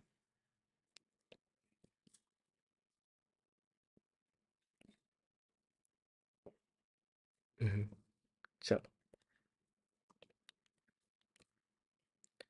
आ जाओ सर। ओके सर, तो प्राइवेट कंपनी कहां कहां से पैसा निकालेगी। प्राइवेट कंपनी करेगी प्राइवेट प्लेसमेंट करेगी, राइट शेयर करेगी, बोनस शेयर करेगी, ये काम तीन काम करेगी, ठीक है। अब आया सर 23(3). अब 23(3) किस बारे में बात करता है सर, ध्यान से सुनना मेरी बात। 23(3) किस बारे में बात करता है, 23(3) बोलता है, ठीक है, 23(3) बोलता है कि अगर आपने इंडिया के बाहर के किसी जुरिस्डिक्शन की, ठीक है, इंडिया के बाहर के किसी जुरिस्डिक्शन की आपने शेयर्स इशू किए, इंडिया के बाहर के जुरिस्डिक्शन की शेयर्स इशू किए हैं, तो उसके लिए भी पब्लिक कंपनी परमिशन ले सकती है अगर वो इंडिया स्टॉक एक्सचेंज में नहीं, बाहर के स्टॉक एक्सचेंज में करना चाहती है। अब प्लीज मेरी बात को यहां पे पकड़ के मत बैठ जाना कि इंडिया या इंडिया के बाहर करना होगा, ऐसा कुछ नहीं है। आप इंडिया में भी कर सकते हो, इंडिया के बाहर भी, और दोनों जगह भी कर सकते हो। तो let's say there is an entity जिसका नाम है CSG limited and it is wanting permission from SEBI and CG to list in NY stock exchange, so it can get that permission and it can get itself listed exam के एक महीना पहले से। हाँ तो एक महीना पहले हुआ अभी, हर बार तो उसी होता है ना, हर्षित इंदिरा गुरु। तो इस बार तो हम लोग इंदिरा देव के बात सुनने के अलग तो नहीं कर देंगे। किशन सर, आरके जी सर, आदित्य सर और मैं, ठीक है। आओ सर, ये हो गया। अब आते हैं नेक्स्ट पार्ट में, पॉइंट नंबर 4, ठीक है। अब देखो सर यहां पर क्या है, ये वाला चीज ध्यान से सुनना, ठीक है। सीजी के पास ये पावर है, सेंट्रल गवर्नमेंट के पास ये पावर है कि इस एक्ट के जो स्पेसिफिक प्रोविजंस है ना, कोई भी प्रोविजन हो सकते हैं, ठीक है, कोई भी प्रोविजन हो सकते हैं दिस एक्ट के, ठीक है, इस एक्ट के बोल रहा हूं, इस चैप्टर के नहीं, उससे कुछ कंपनियों को एग्जेम्पशन ग्रांट कर सकते हैं वो। तो मेरे दिमाग में क्वेश्चन आया, कौन से सेक्शन से एग्जेम्पशन ग्रांट कर सकते हैं। चैप्टर 3 और चैप्टर 4 से पूरा एग्जेम्पशन ग्रांट कर सकते हैं, और सेक्शन 89, 90 और 127 से भी ग्रांट कर सकते हैं। याद करो कौन से थे ये, 89 था बेनिफिशियल ओनर, 90 था रजिस्टर, और 127 था डिविडेंड फॉर नॉन पेमेंट। इससे इसको एग्जेम्पशन दिया जा सकता है अंडर 23(4). कर सकते हैं, करना नहीं है, कर सकते हैं, करना नहीं है, ठीक है, कर सकते हैं। अब राकेश सर भी कॉल कर रहे हैं। सर, सर जी, सर जी, आप मैसेज करो ना सर, मैं यूट्यूब पर लाइव हूँ, 4:30 बजे करता हूँ फिर कॉल। हाँ मैसेज कर दो, मैं रिप्लाई कर देता हूँ। तो मुझे पूछा था कि आप और मैं टाइम चेंज कर सकते हैं। अच्छा ठीक है सर, फोन करते हैं, फोन करते हैं 4:30 बजे। चलो ठीक है सर। फाउंडेशन में टाइम चेंज ये तो नहीं हो पाएगा भाई, 11 बजे तो लेजेंडरी टाइम है हमारा, ऐसे कैसे होगा। आइए सर, अब आया सर सिक्योरिटीज, कि सिक्योरिटी का आखिरकार डेफिनेशन क्या होता है। देखो सर, पूरी डेफिनेशन तो याद करने की जरूरत नहीं है, तुम्हारी औकात के भी बाहर है, ठीक है। सेक्शन है 281, मैंने तुमको डेफिनेशन के की पॉइंटर्स निकाल के दे दिया जहां से क्वेश्चन पूछेगा। सिक्योरिटी का मतलब शेयर्स भी होता है, इक्विटी और प्रेफरेंस। सिक्योरिटी में डिबेंचर बॉन्ड भी इंक्लूड होता है। पुराने जमाने में सिक्योरिटीज को स्क्रिप्ट्स बुलाया जाता था, जहां पर शेयर सर्टिफिकेट इशू होते थे, वो भी इंक्लूड होता है। डेरिवेटिव्स भी सिक्योरिटी का पार्ट होता है, और यूनिट ऑफ म्यूचुअल फंड भी सिक्योरिटी का पार्ट होता है। लेकिन एक बात याद रखना, इस बार एमसीक्यू में भी आया है, मे 90 वाला, अगर कोई एसबीओ सिग्निफिकेंट फाइनेंशियल ओनर, अगर यहां पर कोई बच्चा बैठा होगा, कोई भी बच्चा यहां पर बैठा होगा जो इस अटेम्प्ट में एग्जाम दिया, मतलब पिछले अटेम्प्ट में दिया और बेचारा नहीं क्लियर कर पाया, मे 25 में दिया होगा, ULIP, unit linked insurance premium, insurance policy, unit linked insurance policy, जिसमें इंश्योरेंस पॉलिसी में भी आपको क्या बोलते हैं, रिटर्न मिलता है, वो वाला, वो सिक्योरिटी की डेफिनेशन में इंक्लूड नहीं होता, क्योंकि वो एक्चुअली में एक इंश्योरेंस का कंपोनेंट है, वो इंश्योरेंस का प्रोडक्ट है जिसमें थोड़ा बहुत रिटर्न है। तो यूलिप इसमें एक्सक्लूडेड होता है, एमसीक्यू में आया था इस बार, 2 मार्क का आया था, हमारे नोट्स में पहले से है। ऐसा नहीं है कि हमारे नोट्स में पहले से नहीं है, हमारे नोट्स में पहले से है। एक ही तरह की नोटिंग मई में भी है, मई में भी है, सितंबर में भी है, जनवरी में भी है। हैंडराइटिंग का फर्क होगा 19-20, बाकी सब एक ही जैसे, ठीक है। अच्छा, उसके बाद आया sir section number 2 clause number 70, prospectus, ठीक है। Question number question number section number 270, prospectus. Sir क्या होता है सर प्रोस्पेक्टस, ठीक है। ये बोलते हैं सर, प्रोस्पेक्टस का मतलब है कोई भी डॉक्यूमेंट जिसके हेडिंग पर ऊपर लिखा है प्रोस्पेक्टस। तो एक वर्ड ध्यान रखने वाला है कि ये डॉक्यूमेंट को कवर कर रहा है। So something which is not with in the definition of document will not be covered here. अगर आपने मेरे साथ ईमानदारी से जनरल क्लॉजेज एक्ट किया है, तो आपको पता है कि डॉक्यूमेंट का मतलब होता है पाई, जो कि एक प्रूफ है, कोई इंफॉर्मेशन है, कोई एविडेंस है। मतलब सलमान खान नहीं, सॉरी, आमिर खान की छाती पे लिखा है कल्पना वो स्किल्ड, वो भी एक प्रोस्पेक्टस माना जाएगा, because that is the definition of document as per general clauses act. It includes any PIE, proof, information, evidence, anything like that is included, ठीक है, is included. So any document which is described or issued as a prospectus, and it includes a red herring prospectus, a shelf prospectus, या कोई भी notice, circular या advertisement, NCA, and other document inviting public कि आओ हमारा share खरीदो। अब देखो, इस प्रोस्पेक्टस की डेफिनेशन में इसने डॉक्यूमेंट वर्ड को बहुत हाईलाइट किया, मतलब अगर टीवी में किसी कंपनी के बारे में बताया जा रहा है, वो प्रोस्पेक्टस नहीं है, रेडियो पे आ रहा है, वो प्रोस्पेक्टस नहीं है, लेकिन अगर डॉक्यूमेंट में आ रहा है, डॉक्यूमेंट में आके सनी लियोन का पोस्टर लगा है रास्ता में, उसी के बगल में कंपनी का एडवर्टीजमेंट दिया है, प्रोस्पेक्टस छाप दिया, जिससे सनी लियोन देख के आदमी का अटेंशन चला जाए और कंपनी का प्रोस्पेक्टस दिख जाए, ब्रांडिंग तरीका। Now that is a prospectus, because it is inviting public to subscribe to the shares of the company, ठीक है। इट इज इनवाइटिंग पब्लिक कि आप आइए खरीदिए। और प्रोस्पेक्टस की डेफिनेशन प्रोस्पेक्टस के टाइप भी इंक्लूड करती है, रेड हेरिंग प्रोस्पेक्टस और शेल्फ प्रोस्पेक्टस, ये दोनों टाइप है, ठीक है। फिर आया सर सेक्शन नंबर 24, यहां पर हम लोग ने कर दिया बंटवारा। जैसे घर में बंटवारा होता है, वैसे इन्होंने भी बंटवारा कर लिया। इन्होंने क्या चीज का बंटवारा कर लिया, लोग घरों का बंटवारा करते हैं, लोग घरों का बंटवारा करते हैं, इन गधों ने बंटवारा क्या चीज का कर लिया, पावर्स का। बोला कि लिस्टेड कंपनी जो है, उसका इशू, ट्रांसफर ऑफ सिक्योरिटी जो भी रिकॉग्नाइज्ड स्टॉक एक्सचेंज पर होगा, वो सब सेबी देखेगी, और जो अनलिस्टेड कंपनी है उसको सीजी हैंडल करेगी, खिला खत्म।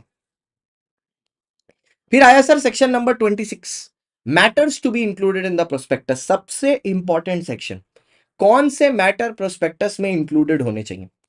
26(1), हर प्रोस्पेक्टस जो आप इशू करोगे, it should be dated and signed, ठीक है। उस डेट भी होनी चाहिए उसमें, और उस पर साइन भी होना चाहिए। साइन हर उस आदमी का होना चाहिए जो प्रोस्पेक्टस से इन्वॉल्व है, और जो भी आदमी साइन कर रहा है उसको इस चीज को होश में रखना चाहिए, जैसे ही उसने साइन किया वो लायबल भी हो जाएगा जो भी उस प्रोस्पेक्टस में लिखा है। तो पढ़ लिख के साइन करो, ठीक है।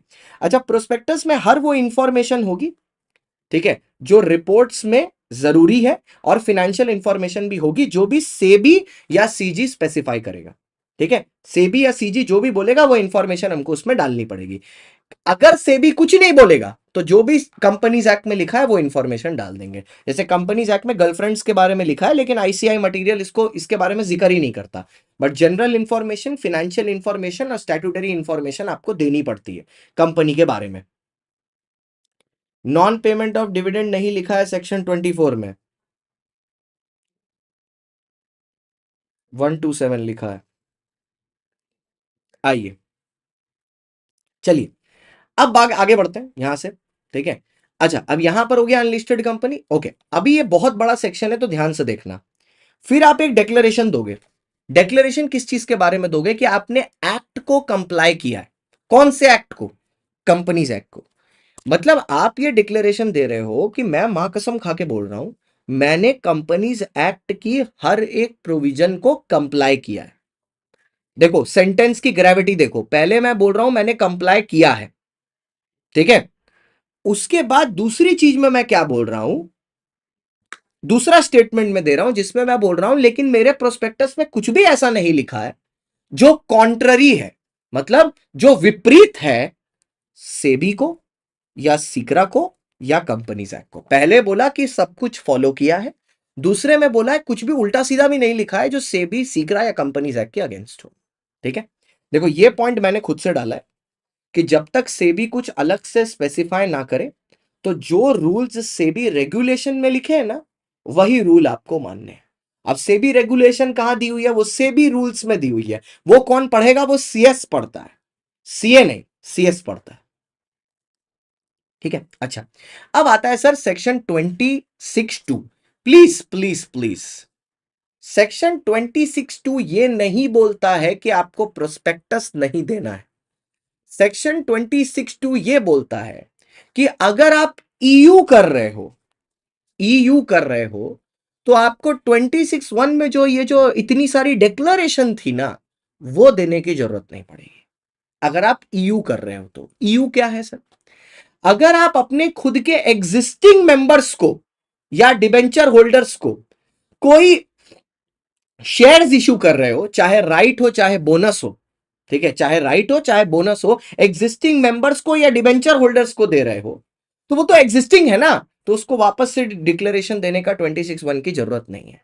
या तो आप एक यूनिफॉर्म क्लास ऑफ शेयर्स या डिवेंचर मार्केट में इशू कर रहे हो which are issued with the pari passu clause, मतलब जो एग्जिस्टिंग शेयर्स या डिवेंचर्स के राइट्स हैं या सिक्योरिटीज के राइट्स हैं उनके साथ ये न्यू वाले भी जाके खड़े हो जाएंगे सेम लाइन में, because it is pari passu, मतलब the rights are uniform in nature, there is nothing changing.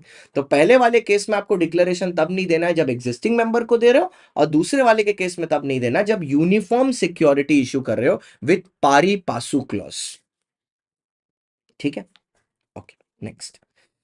अच्छा, 23(3), 26(3), subsection 3, prospectus shall be deemed to be issued on the date that is indicated on the prospectus. अब prospectus के ऊपर obviously एक date होगी, आपने point 1 में बोल दिया ना डेटेड एंड साइंड, तो प्रोस्पेक्टस उसी दिन इशूड माना जाता है जो डेट आपने उस पर लिखी है। फिर next, no prospectus can be issued to public unless a copy of the same is delivered to the ROC. आप तब तक कोई प्रोस्पेक्टस बाहर पब्लिक को इशू नहीं कर सकते जब तक एक कॉपी आपने आरओसी को नहीं दी है, ठीक है, और उस कॉपी पर सिग्नेचर ना हो हर उस पर्सन का, हर उस डायरेक्टर का, हर उस प्रपोज डायरेक्टर का जिसने उस प्रोस्पेक्टस को अप्रूव किया है, ठीक है। साथ ही साथ उसमें एक एक्सपर्ट का स्टेटमेंट होना चाहिए। अब ये ऐसा एक्सपर्ट होगा जो कंपनी के प्रमोशन, फॉर्मेशन या मैनेजमेंट पीएफएम में इन्वॉल्व ना हो। ऐसा नहीं कि कंपनी के ही सीए को उठा के कंपनी के बारे में ही एक्सपर्ट बना दिया, वो तो कंपनी के बारे में अच्छा ही बोलेगा। तो कोई ऐसा आदमी होना चाहिए who is not involve in the promotion, formation या मैनेजमेंट ऑफ द कंपनी, ठीक है। अब ये जो प्रोस्पेक्टस में एक्सपर्ट का स्टेटमेंट है ना, ये स्टेटमेंट आप विड्रॉ नहीं कर सकते, ठीक है, बिल्कुल भी विड्रॉ नहीं कर सकते until the same is submitted to ROC. आप इसको विड्रॉ नहीं कर सकते,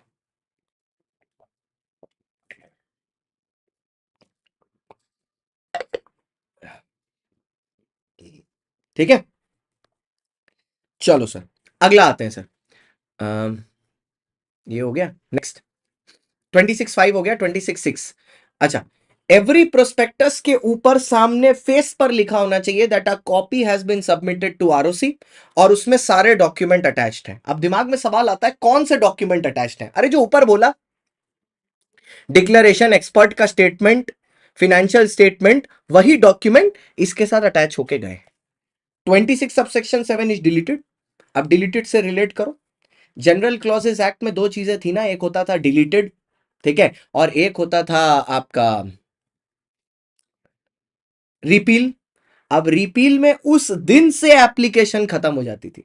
डिलीटेड में उसमें ऐसा मानते थे as if it never existed, complete obliteration of the provision.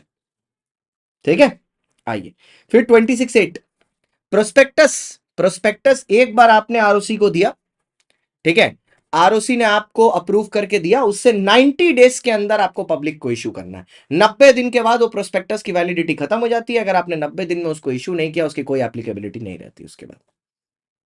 26(9) hello, yes ma'am. Studio. We are a production house and we are having a Global Influencers Excellence Award on the 7th CII Thursday. So we are reaching out to people from various categories like fitness, education, automobile and technology, food, comedy, fashion. We are looking at profiles by audience engagement. Okay, We are reaching out to them for nomination writing. okay, So we are requesting you to file nomination with us. Our nomination is free of charge. okay, Our celebrity jury gets to pick up top 5 from each category. okay, You are like selected in the top 5, then you'll be getting an email. okay, That there's a winner, and the rest 4 will be getting the most promising influencers award. So all Okay. 5 will be getting an award. Only if you are like selected in the top 5, and you get the email. And there's a registration, which is an attendance fee of 1,000 plus GST only. There are no extra charges for award or for nomination. okay, Yes, with the a Bollywood actress, and we only disclose it to you after you file the nomination. On the day of the event, there will be 50 plus national and international various industries present as a sponsor with us on the event. So the thing is that they are these sponsors are basically interested in collabing with these influencers or content creators post the event. So in case any brand reaches out to us and says, "Oh, we like this profile," and we will be sending your profile to them ahead of time. बहुत बकरी थी, काट दिया। चलो 26(9), ठीक है, बहुत बकरी थी सर। अगर कोई कंपनी इस सेक्शन नंबर 26 के अंदर कोई डिफॉल्ट करता है, कोई कंपनी, एवरी पर्सन, जो हर एक आदमी जो इसमें इन्वॉल्व है, उसको मिनिमम फाइन लगेगा 50,000 का, विच में एक्सटेंड अप टू 3 लाख। ठीक है, मिनिमम लगेगा 50,000 का, मैक्सिमम होगा अप टिल 3 लाख रुपीज। ये पेनल्टी बहुत इजी है, क्योंकि ये पेनल्टी अभी बहुत बार रिपीट होगी। 50,000 मिनिमम, 3 लाख मैक्सिमम। ये सब नौटंकी। आइए सेक्शन नंबर 27। भाई ठीक है, मेरा इंस्टाग्राम है, तगड़ा है, हम रील बनाते हैं, अच्छा रीच आता है, मानता हूँ, भगवान की दया, बच्चों का प्यार, बट मैं इन्फ्लुएंसर नहीं हूँ भाई, मैं टीचर हूँ। और एक टीचर और इन्फ्लुएंसर में फर्क होता है। I am an educator, that's the difference. There is a difference, there is a big difference. आइए, variation in terms of contract or object in prospectus. Sir क्या बोलता है सर? बोलता है सर का कंपनी जो है, अगर ये वाला कब आता है सर? 27 वाला समझना। कंपनी ने प्रोस्पेक्टस इशू किया, मार्केट से पैसा उठाया, उनका एक ऑब्जेक्टिव है, लेकिन मार्केट से पैसा उठाने के बाद वो अपना ऑब्जेक्टिव चेंज कर रहे हैं। ठीक है, नीचे जो टेलीग्राम लिंक दिया है, वो अपना ऑब्जेक्टिव चेंज कर रहे हैं, ठीक है, लेकिन पैसा अभी भी बाकी है इस्तेमाल करना। तो उनको क्या करना चाहिए? ठीक है, वैसे लोगों को क्या करना चाहिए? क्या ऐसे लोगों को अपना ऑब्जेक्ट चेंज करना चाहिए? बिल्कुल नहीं। लेकिन अगर करना है तो उनको पहले एक स्पेशल रेजोल्यूशन भेजना होगा। वो भी याद रखना बेटा, पोस्टल बैलेट से जाएगा। Section 110 chapter number 7 postal ballot से ही जाएगा, जिससे हर एक मेंबर तक पहुंच सके। साथ ही साथ एक न्यूज़पेपर में ये ऐड देंगे कि भैया हम लोग अपना ऑब्जेक्ट चेंज करने वाले हैं, जिसके लिए ये सर्टिफिकेट देंगे अंडर पास 1। कौन सा फॉर्म? पास 1। और इसमें ये सारी चीजें बताएंगे कि हम लोग क्यों चेंज कर रहे हैं, क्या रीजन है हमारा चेंज करने का, वगैरह वगैरह। अब जब ये लोग करेंगे, अब कुछ ऐसे शेयर होल्डर होंगे जो ऑब्वियसली अग्री नहीं करेंगे, जिनको बीच में अपना अड़ंगा लगाना पड़ेगा।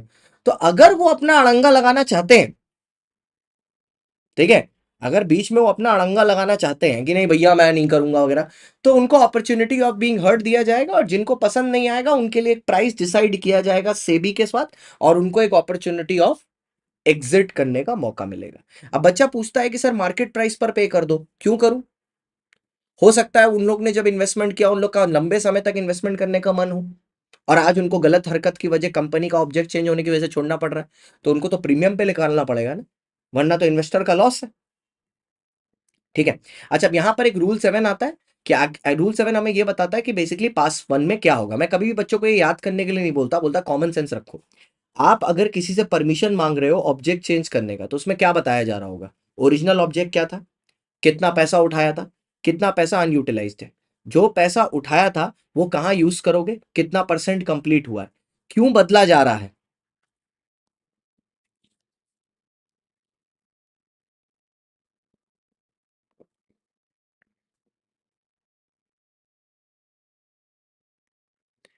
ठीक है, क्यों बदला जा रहा है, रीजन क्या है बदलने का, व्हाट इज द रीजन, क्यों चेंज किया जा रहा है।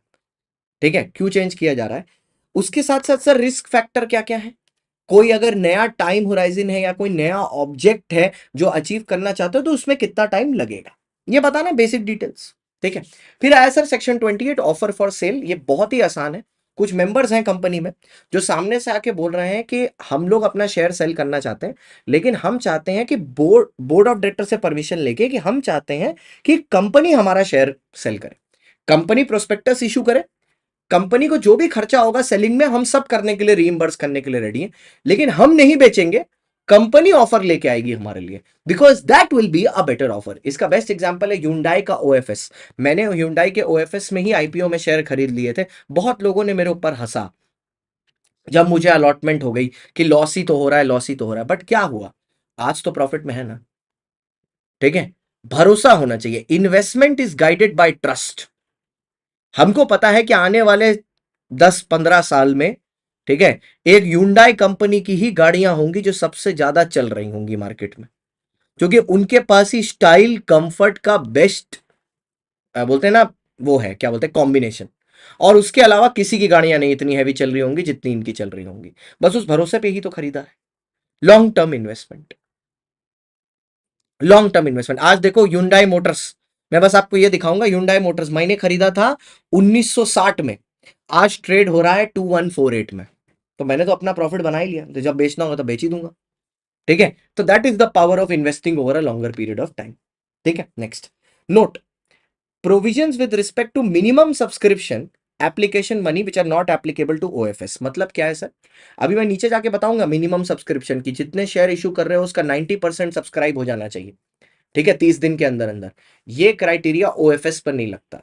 मतलब ओएफएस में अगर कंपनी 10,000 शेयर दे रही है और 2 ही हजार शेयर बिके हैं, तो 2,000 भी वैलिड माना जाएगा, उसमें भी पैसे दिए जाएंगे, उसमें भी शेयर्स दिए जाएंगे, क्योंकि ओएफएस को मिनिमम सब्सक्रिप्शन की गाइडलाइन नहीं आती। इसको स्टार मार्क करके याद कर लेना एग्जाम में। ठीक है। फिर आया sir section number 30 advertisement of prospectus. Sir जो प्रोस्पेक्टस आप लोगे उसका ऑब्वियसली आप एडवर्टीजमेंट करोगे, आपको हक भी है एडवर्टीजमेंट करने का, लेकिन एक चीज याद रखनी है कि जो भी एडवर्टीजमेंट आप प्रोस्पेक्टस का करोगे, उसमें कंपनी का ऑब्जेक्टिव क्या है, लोगों की लाइबिलिटी क्या है, लिमिटेड बाय शेयर या लिमिटेड बाय गारंटी या अनलिमिटेड, कितना शेयर कैपिटल आप इश्यू कर रहे हो, कौन कौन प्रोस्पेक्टस में साइन कर रहा है, नंबर ऑफ शेयर्स जो सब्सक्राइब्ड किए गए हैं, और कैपिटल स्ट्रक्चर क्या है कंपनी का, ये आप बताओगे। क्योंकि अगर आप ये नहीं बताओगे, ठीक है, तो फिर ये एक तरीके से फ्रॉड माना जाता है, क्योंकि आपने पूरी डिटेल डिस्क्लोज नहीं की है। ठीक है, उसके बाद आता है सर शेल्फ प्रोस्पेक्टस सेक्शन 31। 3 और 1 है इसमें। ठीक है, इसमें ही पूरी कहानी है।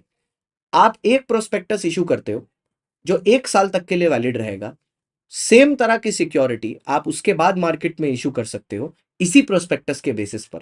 आपको बार बार प्रोस्पेक्टस इशू करने की जरूरत नहीं है। ध्यान ये रखना है कि सेम तरह की सिक्योरिटी होनी चाहिए। आप जब सेल्फ प्रोस्पेक्टस से सिक्योरिटी इशू करना चाह रहे हैं, 30 दिन पहले इशू के आपको एक आईएम देना पड़ेगा, इंफॉर्मेशन मेमोरेंडम, जिसमें सिर्फ 3 ही डिटेल होंगी। क्या चेंज हुआ है कंपनी के फाइनेंशियल स्टेटमेंट में, क्या चेंज हुआ है कंपनी के चार्जेस में, अगर कोई चार्जेस क्रिएट किए गए हैं चैप्टर 6 में, या कोई अदर सिग्निफिकेंट चेंजेस, और ये सब आप दोगे पास 2 में। 2 कैसे आया? 3 - 1 2 होता है। तो 1 ईयर की वैलिडिटी, 3 बातों का चेंज, 30 दिन के अंदर बताना, 3 - 1 पास 2 फॉर्म में। ठीक है, सारी चीजें एक के बाद एक आ रही हैं, लेकिन एक चीज ध्यान में रखनी है, काइंड सेम होना चाहिए। Where a shelf prospectus is issued, a company can issue the same type of security without the issue of the prospectus during the validity of the shelf prospectus, that is 1 year from the date of opening of the first issue. Sir ये 1 साल कहां से गिना जाएगा? जिस दिन first issue शुरू हुआ है। अब आप बोलोगे सर इसमें इतना आप चीख क्यों रहे हो? सर यही चीज बच्चा भूल जाता है कि 1 साल गिनना कहां से है, और इसी का एमसीक्यू आता है कि 1 साल गिनना कहां से। 1 साल गिनना है जब से फर्स्ट इशू ओपन हुआ है, वहां से 1 साल। ठीक है, अच्छा नेक्स्ट। अब इसमें 3 चेंजेस के बारे में होता है, चार्जेस, चेंजेस और एनी अदर सिग्निफिकेंट चेंजेस। जैसे एनी अदर सिग्निफिकेंट चेंजेस, 10 साल के बीच में टाटा सर की डेथ हो गई, रतन टाटा जी की, अब वो चीज आप डिस्क्लोजर में दे दो। ठीक है, तो अगर मान लो आपने कोई ऐसा चेंज किया है जिससे बाकी मेंबर्स हैप्पी नहीं है, ठीक है, तो उनको अपॉर्चुनिटी मिलेगी एग्जिट करने की, और आपको 15 दिन में उनका पूरा पैसा उनको वापस चुकाना पड़ेगा, और वो छोड़ के चले जाएंगे।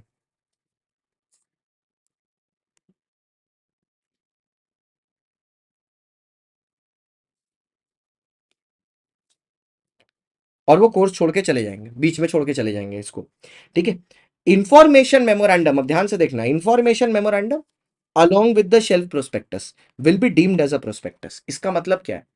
इस चैप्टर में जितने भी सेक्शन हैं फ्रॉम 26 टू 42, अगर आपने शेल्फ प्रोस्पेक्टस दिया, उसके बाद आपने इंफॉर्मेशन मेमोरेंडम दिया, अब इन दोनों को मिला के ऐसा ट्रीट किया जाएगा कि एज इफ आपने प्रोस्पेक्टस हर बार दिया है, नॉर्मल वाला प्रोस्पेक्टस हर बार आपने दिया है, they will be deemed as a prospectus. अब इसका लॉजिक क्या बनता है? मान लो आपने इंफॉर्मेशन मेमोरेंडम में कोई बात झूठ बोल दी, लेकिन प्रोस्पेक्टस में आपने सच लिखा था, शेल्फ प्रोस्पेक्टस में। अब आपके ऊपर पेनल्टी मारने जाएंगे, सेक्शन नंबर 34 और 35 अभी पढ़ाएंगे, उसमें मारने जाएंगे, तो आप बोलोगे हमने प्रोस्पेक्टस में कहां झूठ बोला है, हमने प्रोस्पेक्टस में तो झूठ नहीं बोला, हमने तो मेमोरेंडम में झूठ बोला है। इसीलिए बोला information memorandum plus prospectus will be deemed as a prospectus, दोनों को साथ में। ठीक है, फिर आता है sir section 32 red herring prospectus. Sir red herring prospectus देखो 32 इसमें 2 डेटा मिसिंग होता है। इसमें क्वांटम ऑफ शेयर्स जो कंपनी इशू कर रही है and the price at which they are issuing it, वो नहीं होता। ये बुक बिल्डिंग के लिए यूज होता है, इमेज टेस्ट करने के लिए। ठीक है, तो इसमें प्राइस और शेयर के बारे में कोई डिटेल नहीं दी जाती। रेड हेरिंग प्रोस्पेक्टस 3 दिन पहले एटलीस्ट आपको आरओसी को देना है, इससे पहले आपका इशू खुले। अब जो भी वेरिएशन रेड हेरिंग प्रोस्पेक्टस और एक्चुअल प्रोस्पेक्टस जो आप इशू के क्लोज होने के बाद आरओसी को दोगे, उसमें जो भी डिफरेंस है उसको लाल कलर से हाईलाइट किया जाता है, इसीलिए उसको रेड हेरिंग प्रोस्पेक्टस बोलते हैं। क्या डिफरेंसेस होंगे? बेसिकली टोटल कैपिटल, क्योंकि पहले आपने बताया नहीं था, क्लोजिंग प्राइस, क्योंकि वो भी आपने बताया नहीं था, और अदर अगर कोई डिटेल्स चेंज हुई है तो उसको आप लाल कलर से हाईलाइट करके सेबी आरओसी के पास दोगे। बेसिकली रेड हेरिंग प्रोस्पेक्टस में आपको कंपनी का पूरा प्रोस्पेक्टस नहीं दिखाया जा रहा, आपको कंपनी का इनकम्प्लीट प्रोस्पेक्टस दिखाया जा रहा है। मतलब कंपनी के बारे में इंफॉर्मेशन दी जा रही है, लेकिन प्राइस नहीं बताया जा रहा जितने में वो क्लोज होगा। आपको बिड करना है एक रेंज ऑफ प्राइस में, अब जो भी फाइनल प्राइस होगा वो कंपनी डिसाइड करेगी। अगर आपने ज्यादा बिड कर दिया और कम प्राइस निकल के आया तो कंपनी आपको रिफंड कर देगी, ठीक है, वरना उसी प्राइस पर वो इश्यू हो जाएगा, एज सिंपल एज दैट। अब एक क्वेश्चन आता है कि आखिरकार ये अब्रिज्ड प्रोस्पेक्टस क्या होता है? ठीक है, वैसे अब्रिज्ड प्रोस्पेक्टस का बेसिकली मतलब होता है प्रोस्पेक्टस इन ब्रीफ। ठीक है, ये एक ऐसा प्रोस्पेक्टस है जहां पर आप summary of the main prospectus देते हो। क्या देते हो? You give a summary of the main prospectus. ठीक है, अंडर सेक्शन 33 आप मेन प्रोस्पेक्टस की समरी देते हो, पूरा नहीं बताते, सिर्फ उसके जो सेलिएंट फीचर्स होते हैं, ठीक है, सेलिएंट फीचर्स होते हैं इसके, उसको बस हाईलाइट करते हो, सो दैट कॉस्ट कटिंग भी हो जाए। ठीक है, कि इतना बड़ा प्रोस्पेक्टस इशू नहीं किया है और फालतू में लॉजिक नहीं बन रहा करने का, और साथ ही साथ जो की हाइलाइट्स हैं वो लोगों तक पहुंच भी जाए। For that purpose abridged prospectus is used. ठीक है, so as to ensure cost saving and साथ ही साथ कॉस्ट सेविंग तो हो ही रही है, साथ ही साथ आपको बेटर अंडरस्टैंडिंग भी प्रमोट होगी, क्योंकि आपको उतना ही पढ़ना है जितना जरूरी है।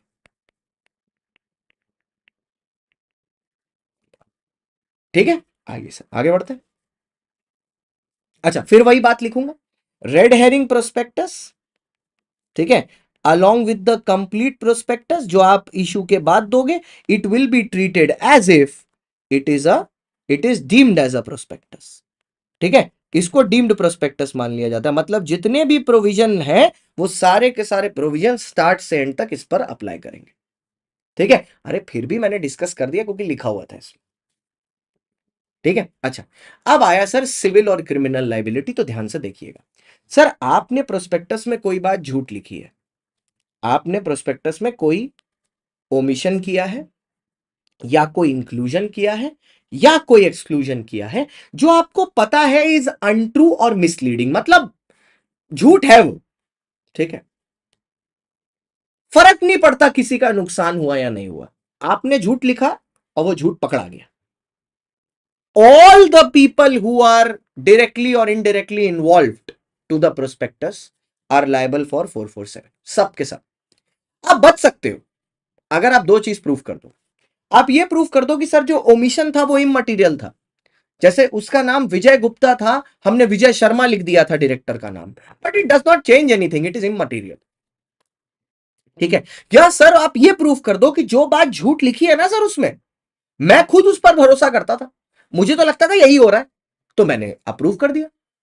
ठीक है, मुझे क्या पता था कि मैं झूठ बोल रहा हूं, मुझे तो लगा ये सत्य है। जैसे मैं मान लो एक्सपर्ट था, ठीक है, और मेरे को इन्होंने फाइनेंशियल डेटा दिखाया, मैंने बोला सर जो फाइनेंशियल डेटा मेरे को दिख रहा है उस हिसाब से तो सही है, तो मैंने उसके बेसिस पर डाल दिया। अब अगर वो डेटा ही झूठा था सर तो उसमें मैं क्या कर सकता हूं? तो इममटीरियल है ये प्रूफ कर दो, या ये एक मिसरिप्रेजेंटेशन है, मतलब आई believed on the statement that I was making, that is why I made it. पर बात यह है सर, इस केस में लायबल कौन होगा? ठीक है सर, तो जो सेक्शन 34 में जो पार्टी लायबल होगी ना, सेक्शन 34 में जो पार्टी लायबल होगी वो वही सेम पार्टी होगी जो 35 में लायबल है, सेम पार्टी। ठीक है, जो कि कौन होंगे sir? Directors who sign the prospectus, propose director मतलब जो डायरेक्टर बनने वाले हैं, promoter of the company, company का कोई एक्सपर्ट होगा, other persons who are responsible who are involved in the issue of prospectus, ये सारे लोग, ये सब लोग इन्वॉल्व है। अब सर लाइबिलिटी क्या होगी अंडर सेक्शन 35, इसमें बारे में बात करेंगे अभी। ठीक है, बट पहले सर थोड़ा सा 447 के बारे में बात कर ले कि आखिरकार फ्रॉड में होगा क्या आपके साथ। बहुत दर्दनाक हादसा होगा सर अगर वो एक सीरियस फ्रॉड है। सर सीरियस फ्रॉड मतलब कैसा फ्रॉड होता है? जब amount of fraud is greater than equal to मतलब ज्यादा है 10 लाख और 1% ऑफ टर्नओवर, इनमें से जो भी छोटी लिमिट आएगी 10 लाख या 1% ऑफ टर्नओवर, उसको कंपेयर करेंगे हम लोग अमाउंट ऑफ फ्रॉड से। सो लेट्स से अगर अमाउंट ऑफ फ्रॉड 2 करोड़ है, ठीक है, और 10 लाख या 1% ऑफ टर्नओवर निकल के आ रहा है लेट्स से 10 लाख, ठीक है, तो ये 10 लाख से ज्यादा है तो ये सीरियस फ्रॉड हो जाएगा, या वो अगेंस्ट पब्लिक इंटरेस्ट हो। तो इस केस में पहले जेल होगी आपको, मिनिमम होगी 3 साल की अगर पब्लिक इंटरेस्ट के अगेंस्ट है तो, जैसे कि सत्यम स्कैम था। अगर पब्लिक इंटरेस्ट के अगेंस्ट नहीं है मतलब आरओसी ने ही पकड़ लिया था आपको, आरओसी ने ही पकड़ लिया था आपको, ठीक है, उसी समय पकड़ लिया गया था, आरओसी ने ही पकड़ लिया था, तब उस केस में ये 6 महीना होगी। अब मैक्सिमम कितना है सर अगेंस्ट पब्लिक इंटरेस्ट में? 10 साल, और यहां पर भी 10 साल। फाइन कितना है sir? 3 times the amount of fraud, मतलब जितना फ्रॉड का अमाउंट होगा उसका 3 गुना आपको पेमेंट करना पड़ेगा। मतलब अगर 50 करोड़ रुपए का नुकसान किए हो, ठीक है, तो 50 करोड़ का 3 गुना देना पड़ेगा, तो 150 करोड़ रुपए चुकाना पड़ेगा आपको।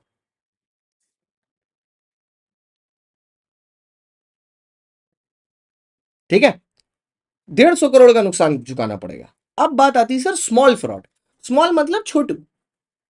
तो सर जो छोटा फ्रॉड होता है उसका सजा भी छोटा होगा, तो उसमें मतलब वो 10 लाख या 1% ऑफ टर्नओवर से छोटा है, मतलब फ्रॉड आपने किया 5 लाख का, चिंदी चोर फ्रॉड, और वो पब्लिक इंटरेस्ट के अगेंस्ट नहीं है, जेल होगी 5 साल की, या पेनल्टी होगी 50 लाख की, या दोनों भी हो सकता है, तो 5 या 50। ठीक है, मतलब ये नॉन सीरियस है, लप्पू फ्रॉड है, हमारे बच्चे का जब बोलते हैं लप्पू फ्रॉड है। अच्छा, what is 35? This is very important, क्योंकि सेक्शन में देखो 34 तो हमेशा लगेगा केस स्टडी में, अगर प्रोस्पेक्टस में कुछ झूठा है तो 34 तो लगेगा ही। 35 कब लगेगा ये समझना, जब एक आदमी ने कंपनी के शेयर्स खरीदे प्रोस्पेक्टस पढ़ के, और प्रोस्पेक्टस में मिस स्टेटमेंट था जिस पर उसने भरोसा किया और उसको लॉस हो गया। सेकेंडरी मार्केट से जो आदमी शेयर खरीदता है ना, वो यहां पर कवर नहीं होता, भले ही उसने प्रोस्पेक्टस पढ़ के सेकेंडरी मार्केट से खरीदा हो, बट वो कवर नहीं होता। सिर्फ वही लोग कवर होते हैं जिन्होंने आईपीओ या एफपीओ में खरीदा है। तो ये आया लैप्स। एल फॉर लॉस किया है, एक्ट किया है इंफॉर्मेशन पर, प्रोस्पेक्टस को रीड किया है और तब सिक्योरिटीज को सब्सक्राइब किया है, तो दे विल बी रिस्पॉन्सिबल। ठीक है, कौन रिस्पॉन्सिबल होंगे? रिस्पॉन्सिबल पार्टी सेम है। सर बचने का तरीका क्या है सेक्शन 35 में? जो आदमी फंसा है वो कैसे बचेगा? वो ये बोल दे कि भैया मैं पहले डायरेक्टर बनना चाहता था कंपनी का, लेकिन मेरे को जैसे ही पता चला कंपनी कांड कर रही है, मैंने डायरेक्टर से विड्रॉ कर लिया। दूसरा आदमी ये बोल रहा है कि सर मुझे तो नॉलेज ही नहीं थी कि ऐसा कुछ गलत लिखा है, जैसे ही पता चला मैंने तुरंत न्यूज़पेपर में आर्टिकल डाल दिया कि यह कंपनी का प्रोस्पेक्टस लुच्चा है, मत भरोसा करो इस पर। ठीक है, अच्छा, जो आदमी का नुकसान हुआ वो क्या करेगा? वो तो कुछ नहीं करेगा, वो तो कोर्ट में जाके सीधा सीधा बोल देगा भाई देखो उसमें एक्सपर्ट का स्टेटमेंट था, मैंने उस पर भरोसा कर लिया, इन्होंने लिखा मैंने पढ़ लिया, मेरा नुकसान हो गया, इनको बोलो देने। तो जो आदमी फंसेगा ना 35 में, जो डायरेक्टर, जो एक्सपर्ट, जो लोग फंस गए, वो लोग सब पर्सनली लायबल हो जाएंगे पूरी उधारी चुकाने के। जितना भी नुकसान लोगों को हुआ है एक एक पाई चुकाएंगे ये, everything will be paid by them. ठीक है, तो 447 हो गया। ओके, अब ये सब फालतू के सेक्शन है, फिर भी थोड़ा सा डिस्कस कर लेते हैं। Section 36, punishment for fraudulently inducing a person to invest money. अगर आपने किसी आदमी को बहकाया फुसलाया है कि वो आपकी कंपनी में पैसा इन्वेस्ट कर दे, ठीक है, कैसे बहलाया फुसलाया है? कोई प्रॉमिस करके कि भैया बहुत पैसे कमाओगे इसी कंपनी में पैसा लगाओ, या कोई झूठा स्टेटमेंट बोल के, या कोई मटेरियल फैक्ट छुपा के कॉन्ट्रैक्ट, आपने उसको इंड्यूस किया है एक अग्रीमेंट में एंटर करने के लिए। क्या अग्रीमेंट में? ठीक है, ऊपर वाला डायरेक्टर के लिए क्या अग्रीमेंट में? कंपनी के शेयर खरीदने के लिए, ठीक है, या किसी बैंक से क्रेडिट फैसिलिटी लेने के लिए, बैंकर लोग करते नहीं उल्टे सीधे डॉक्यूमेंट बना के लोन दिलवा देते हैं। ठीक है, या पर्पस है आपका पर्सनल प्रॉफिट सिक्योर करने का, तो उस केस में you are liable for fraudulently inducing a person to invest money. ये लोग जो लोग ये इन्फ्लुएंजा लोग, जो लोग, ये दीदी जो इन्फ्लुएंजा कर रही थी अभी, इन्फ्लुएंजा लोग जो लोग टीवी में आके नहीं बोलता इसने नहीं इस कंपनी के शेयर में पैसा लगाइए, 25 रुपया लगाइए 50 लाख हो जाएगा, आज ही पैसा लगाएं, तो ये सब जो नौटंकी लोग हैं ना, ये लोग के ऊपर 447 लगता है, और इनके ऊपर तो सेबी एक्शन ले लेती है, अब तो तुमको कुछ करने का भी जरूरत नहीं। ठीक है, उसके बाद आया 37, ये बड़ा इजी है, ये है क्लास एक्शन। ठीक है, क्लास एक्शन बढ़िया एकदम सिंपल सी चीज है, बोलता है जब बहुत सारे लोगों का इंटरेस्ट हार्म हुआ है, सेक्शन 34 35 में या 36 में अभी जो ऊपर पड़ा, तो instead of separate separate case करने के, they can appoint a representative जो उनके बिहाफ पर सीधा इनको सू कर सकता है एक बार में। ठीक है, फिर आया सर 38, ये है पर्सोनेशन। अगर किसी आदमी ने किसी दूसरे फिक्टिशियस नेम में, नकली नाम में कंपनी को अप्लाई करके शेयर्स ले लिए किसी गलत आदमी के नाम पर, मान लो एक महेश शर्मा है दूसरा भी महेश शर्मा है, महेश शर्मा को पता है कि वो वाला महेश शर्मा मेंबर है, वो कंपनी को अप्लाई करके वो शेयर अपने नाम पर ले ले, ठीक है, या उसका डिविडेंड अपने नाम पर ले ले, तो इसको बोलते हैं पर्सोनेशन। आज के टाइम में यह नहीं हो सकता पर्सोनेशन, हाँ अनलिस्टेड कंपनी में अभी भी हो सकता है पर्सोनेशन, कि नकली आदमी नकली नाम में रिप्लाई करके अपने पास ले लिया, ठीक है, तो उस केस में 447 लगेगा। हमारे भारत में यह बहुत जरूरी है ऐसा सेक्शन, पता है क्यों? हमारे भारत में ही एक ऐसी जगह है जहां पर आधार कार्ड जो है, एक आदमी पकड़ा गया था दिल्ली में, उसके पास 47 आधार कार्ड्स थे, समझ रहे हो, एक आदमी 47 आधार कार्ड। तो ऐसे आदमी के लिए कितना आसान होगा एक अनलिस्टेड कंपनी से फिक्टिशियस पर्सन बना के दूसरे की सिक्योरिटी अपने नाम पर ले लेना, इसका तो रोजमर्रा का जिंदगी का काम होगा। तो ऐसे लोगों के ऊपर सेक्शन 447 अप्लाइज।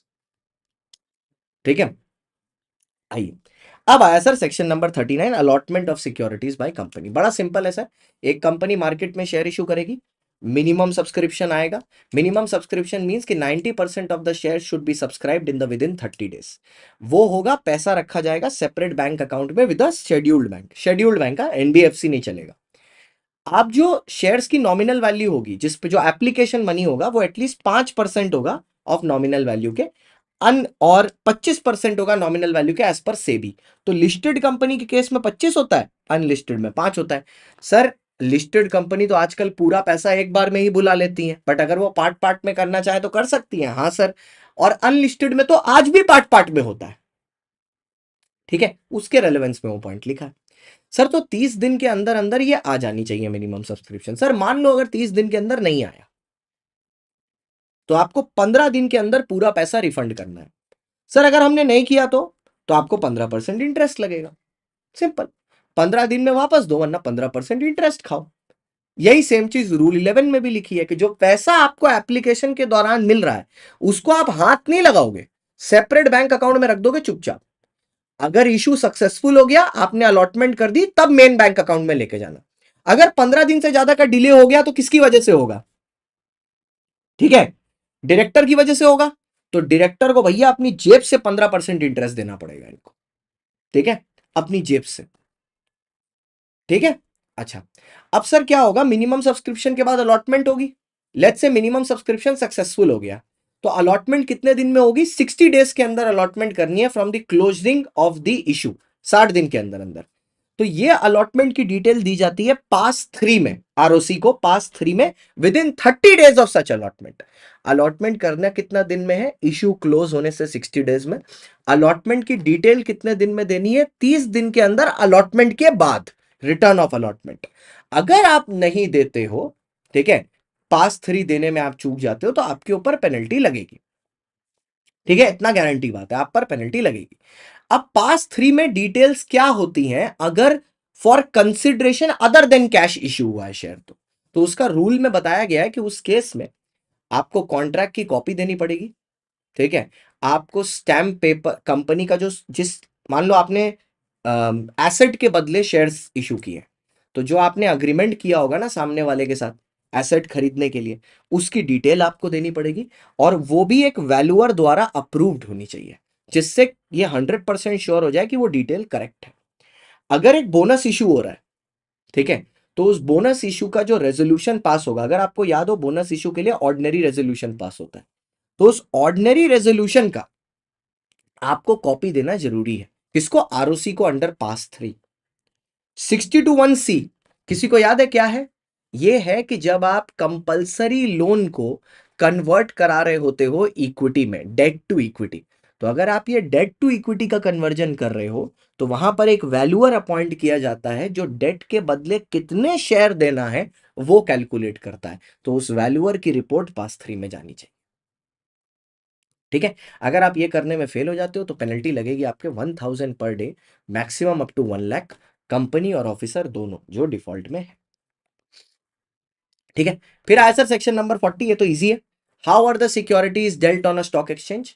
सर सबसे पहले एक कंपनी एप्लीकेशन देगी स्टॉक एक्सचेंज पर, भाई एक या एक से ज्यादा अगर आप दे रहे हो, याद रखना अगर 2 में डाला और एक ने, एक्सचेंज ने मना कर दिया और दूसरे एक्सचेंज ने हाँ बोल दिया, तो आप लिस्ट नहीं हो पाओगे, ठीक है।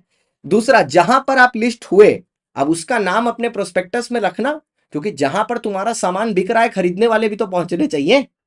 अच्छा, अब जो एप्लीकेशन मनी है, उसको आप सेपरेट बैंक अकाउंट में रखना, उसको यूज नहीं करना, उसको सिर्फ अलॉटमेंट या रिफंड के लिए ही यूज करना, और किसी केस के लिए नहीं, ठीक है। अच्छा, such an agreement is void since it is against the act. ये क्या बोला सर? मान लो कि मैं एक आदमी से अग्रीमेंट करता हूं, मैं बोलता हूं यार तू तो मेरे को जानता है, ठीक है, तू, मैं इस कंपनी का डायरेक्टर हूं, तू तो जानता है मेरे को, मैं तेरे पैसे का गलत इस्तेमाल थोड़े ना करूंगा, अलॉटमेंट अलॉटमेंट बाद में देख लेंगे, तू अभी पैसा एक कॉन्ट्रैक्ट पर साइन कर कि तू मेरे को डे 1 से अलाउ कर रहा है तेरे पैसे को यूज करने के लिए, मैं आज ही से यूज करना चाहता हूं। ये सेपरेट बैंक अकाउंट अकाउंट का लॉजिक मत रख। मान लो उसने साइन भी कर दिया, तभी भी वो क्या होगा? तभी भी वो वॉइड होगा, ठीक है, तभी भी वो वॉइड होगा, ठीक है, तभी भी वो वॉइड ही होगा, ठीक है, इट शुड बी वॉइड तभी भी। ठीक है। अच्छा, उसके बाद आया डिफॉल्ट। सर अगर कंपनी यहां पर कोई डिफॉल्ट कर देती है, पैसे को पहले इस्तेमाल कर लेती है या सेपरेट बैंक अकाउंट नहीं खोलती है, तो उस केस में ऑफिसर को मिनिमम लगेगा 50,000, मैक्सिमम 3 लाख, 3,50,000 ऊपर भी था। कंपनी को लगेगा 5 lakh minimum, 50 lakh maximum, company का बड़ा हो गया। ठीक है, रिवीजन कराओ। देखो हमारे बच्चों का क्या है, रिवीजन कब होगा, आंसर कब होगा, रिवीजन कब होगा, आंसर कब होगा। अगर ये दोनों हो रहा है, ऑडिट कब होगा, ऑडिट शुरू हुआ, रिवीजन कब होगा, आंसर कब होगा, यही चलता रहता है। ये कराओ तो वो कब होगा, वो कराओ तो ये कब होगा, यही नौटंकी चलती रहती है। आइए, अब रिवीजन स्टार्ट हो गया। अब जो आंसर राइटिंग होगी चैप्टर 1 और 2 की हो गई, बाकी चैप्टर 1 चैप्टर 2 की हो गई, एलएलपी की हो गई, जनरल क्लॉजेज एक्ट की हो चुकी, फेमा की हो गई, 5 चैप्टर की हो गई है। ठीक है, अब जो बाकी के 10 चैप्टर्स हैं उनकी होगी बाद में, इंपॉर्टेंट क्वेश्चंस का नेक्स्ट मंथ। पहले अभी इस मंथ पहले रिवीजन खत्म होगा। इसी लूप में जिंदगी कटी जा रही है इनकी। आइए, अभी लॉ का रिवीजन चल रहा है, नई फरमाइश निकाल के लेके आए, ऑडिट का फिर से करा दो। अभी chapter wise one shot record करके डाले, फिर से करा दो। अरे लॉ का फिर से इसलिए करा रहा हूं क्योंकि लॉ का चैप्टर वाइज नहीं हुआ था, फुल डे मैराथन हुआ था। ऑडिट का तो पूरा का पूरा चैप्टर वाइज ही हुआ है, तो उसमें वापस से क्या करूंगा, अभी मई में करके सितंबर में वापस से करूंगा। खाली आलस है, आलस। चलो आना सर इधर। अब आया सर रूल नंबर 13। ठीक है, अच्छा यहां पर ध्यान से सुनना कि कंपनी अगर चाहे तो क्या एक अंडर राइटर अपॉइंट कर सकती है। यस सर, कंपनी एक अंडर राइटर अपॉइंट कर सकती है और वो अंडर राइटर कमीशन पेमेंट करेगा कंपनी को, मतलब कंपनी उसको करेगी। ध्यान से मेरी बात सुनना, अंडर राइटर को कितनी कमीशन देनी है, 5% ऑफ इशू प्राइस, और आर्टिकल में जो अमाउंट दिया है इक्विटी के केस में, डिवेंचर के केस में 2.5% ऑफ इशू प्राइस या जितना आर्टिकल में दिया है, विच एवर इज लोअर, 5% या 2.5%, विच एवर इज लोअर, उसका जो लोअर है। इक्विटी को बेचना मुश्किल होता है, रिस्क होता है, इसलिए कमीशन ज्यादा है। डिवेंचर को बेचना आसान होता है, इसलिए कमीशन कम है। इशू प्राइस पर कमीशन है, मतलब फेस वैल्यू प्लस प्रीमियम। ठीक है, अच्छा सर जो प्रोस्पेक्टस है उसमें अंडरराइटर का नाम, कितने शेयर वो अंडरराइट कर रहा है, उसकी कमीशन कितनी है, ये सब लिखा होगा। कमीशन अंडरराइटर को सिर्फ उसी शेयर की मिलेगी जो वो पब्लिक को ऑफर कर रहा है। अगर 3 लाख शेयर मैंने अंडरराइटर को दिए, पहले ही वो 1 लाख खुद ले ले रहा है, सिर्फ 2 ही लाख पब्लिक को ऑफर कर रहा है, तो 2 ही लाख पे कमीशन मिलेगा उसको, क्योंकि शेयर्स ऑफर टू पब्लिक पर कमीशन है, shares taken up by the underwriter पे कमीशन नहीं है। ठीक है, कमीशन कैसे भी पे हो सकती है, कैश में भी, काइंड में भी। इसके ऊपर एक एमसीक्यू आया था कि कंपनी क्या कमीशन के तौर पर अपनी एक प्रॉपर्टी अंडरराइटर को दे सकती है। The answer is yes, commission can be paid in cash और in kind.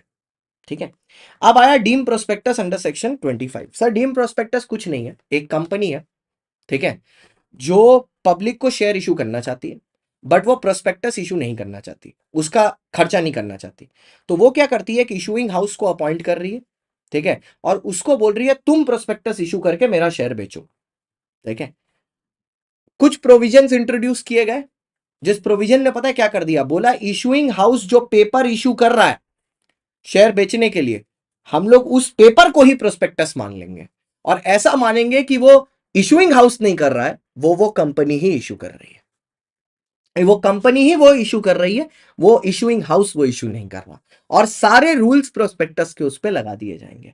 That is the logic of deemed prospectus. ठीक है, तो अगर ये चीज डीम प्रोस्पेक्टस बन गई, ठीक है, अगर ये चीज डीम प्रोस्पेक्टस बन गई तो फिर प्रोस्पेक्टस के जितने रूल्स हैं सब इस पर अप्लाई हो जाएंगे। Where the company agrees to allot shares to the public as an offer for sale, any document issued directly or indirectly, यही वर्ड ऐड किया गया था indirectly, is called a prospectus। पहले ना सिर्फ डायरेक्टली वर्ड हुआ करता था कानून में, तो ये लोग बहुत कांड करते थे, तो जैसे ही इनडायरेक्टली वर्ड डाला ना तो ये डीम प्रोस्पेक्टस बन गया। ठीक है, अच्छा अब इस प्रोस्पेक्टस को डीम प्रोस्पेक्टस माना कब जाएगा, ठीक है, कब ऐसा माना जाएगा कि ये पब्लिक को वही कंपनी दे रही है जो कंपनी शेयर इशू करना चाहती है, अगर इन दोनों में से कोई भी कंडीशन मीट हो गई तो। एनी क्या, ऑफर फॉर सेल जिस दिन मिला इशूइंग हाउस को, इशूइंग हाउस अगर उसको विद इन 6 मंथ्स पब्लिक को बेच रही है, इशुइंग हाउस ने जिस दिन शेयर मिला कंपनी से, अगर उसको 6 महीने के अंदर वो पब्लिक को बेच रही है, या तो जिस दिन इशुइंग हाउस को दिया उस दिन इशुइंग हाउस ने पूरा पैसा नहीं दिया है कंपनी को, तो हम ऐसा मान लेंगे कि यहां इंटेंशन है बाहर वाले को बेचने का। मान लो हमने इशुइंग हाउस को दिया, इशुइंग हाउस पूरा 2 करोड़ रुपया मेरे को दे दे, तब उस पर डीम प्रोस्पेक्टस नहीं लगेगा, क्योंकि इशुइंग हाउस से तो पूरा पैसा आ ही गया। लेकिन अगर होल ऑफ द कंसिडरेशन नहीं मिला है, मतलब सर अगर पार्ट भी ड्यू है, तो हम उसको डीम प्रोस्पेक्टस मान लेंगे। अगर पार्ट भी ड्यू है तो पूरा अमाउंट मिलना चाहिए, पूरा अमाउंट मिल गया तो डीम प्रोस्पेक्टस नहीं होगा। अगर एक पार्ट भी ड्यू रह गया, ठीक है, तो वो डीम प्रोस्पेक्टस बन जाए। आज सुबह ही कोई बच्चा पूछ रहा था ना क्लास में, ठीक है, इफेक्ट क्या होगा डीम प्रोस्पेक्टस बनते ही? सर डीम प्रोस्पेक्टस बनते ही सबसे बड़ा इफेक्ट होगा कि पूरा चैप्टर 3 अप्लाई हो जाएगा, सेक्शन 26 का कंटेंट हो जाएगा, सेक्शन 34 और 35 मिस स्टेटमेंट और सिविल मिस स्टेटमेंट दोनों लग जाएंगे। उसके बाद इस प्रोस्पेक्टस को जो इशुइंग हाउस इशू कर रहा है उस पे तो, अगर इशुइंग हाउस एक पार्टनरशिप फर्म है तो पार्टनरशिप फर्म का नाम होगा, ठीक है, पार्टनरशिप फर्म का नाम होगा।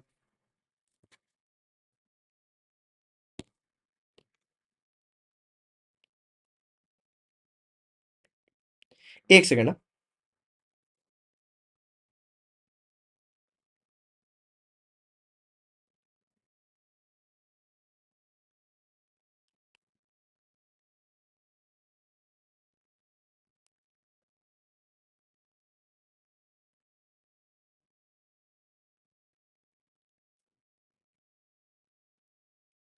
लॉ का टीचर हूं भाई मैं, सब कुछ डॉक्यूमेंट्री एविडेंस में रखता हूं।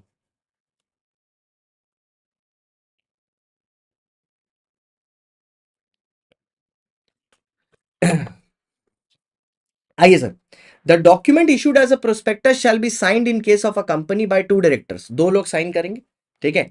इन केस ऑफ अ फर्म, अगर मान लो वो इशूइंग हाउस एक फर्म है तो उसके पार्टनर साइन करेंगे, हाफ पार्टनर साइन करेंगे।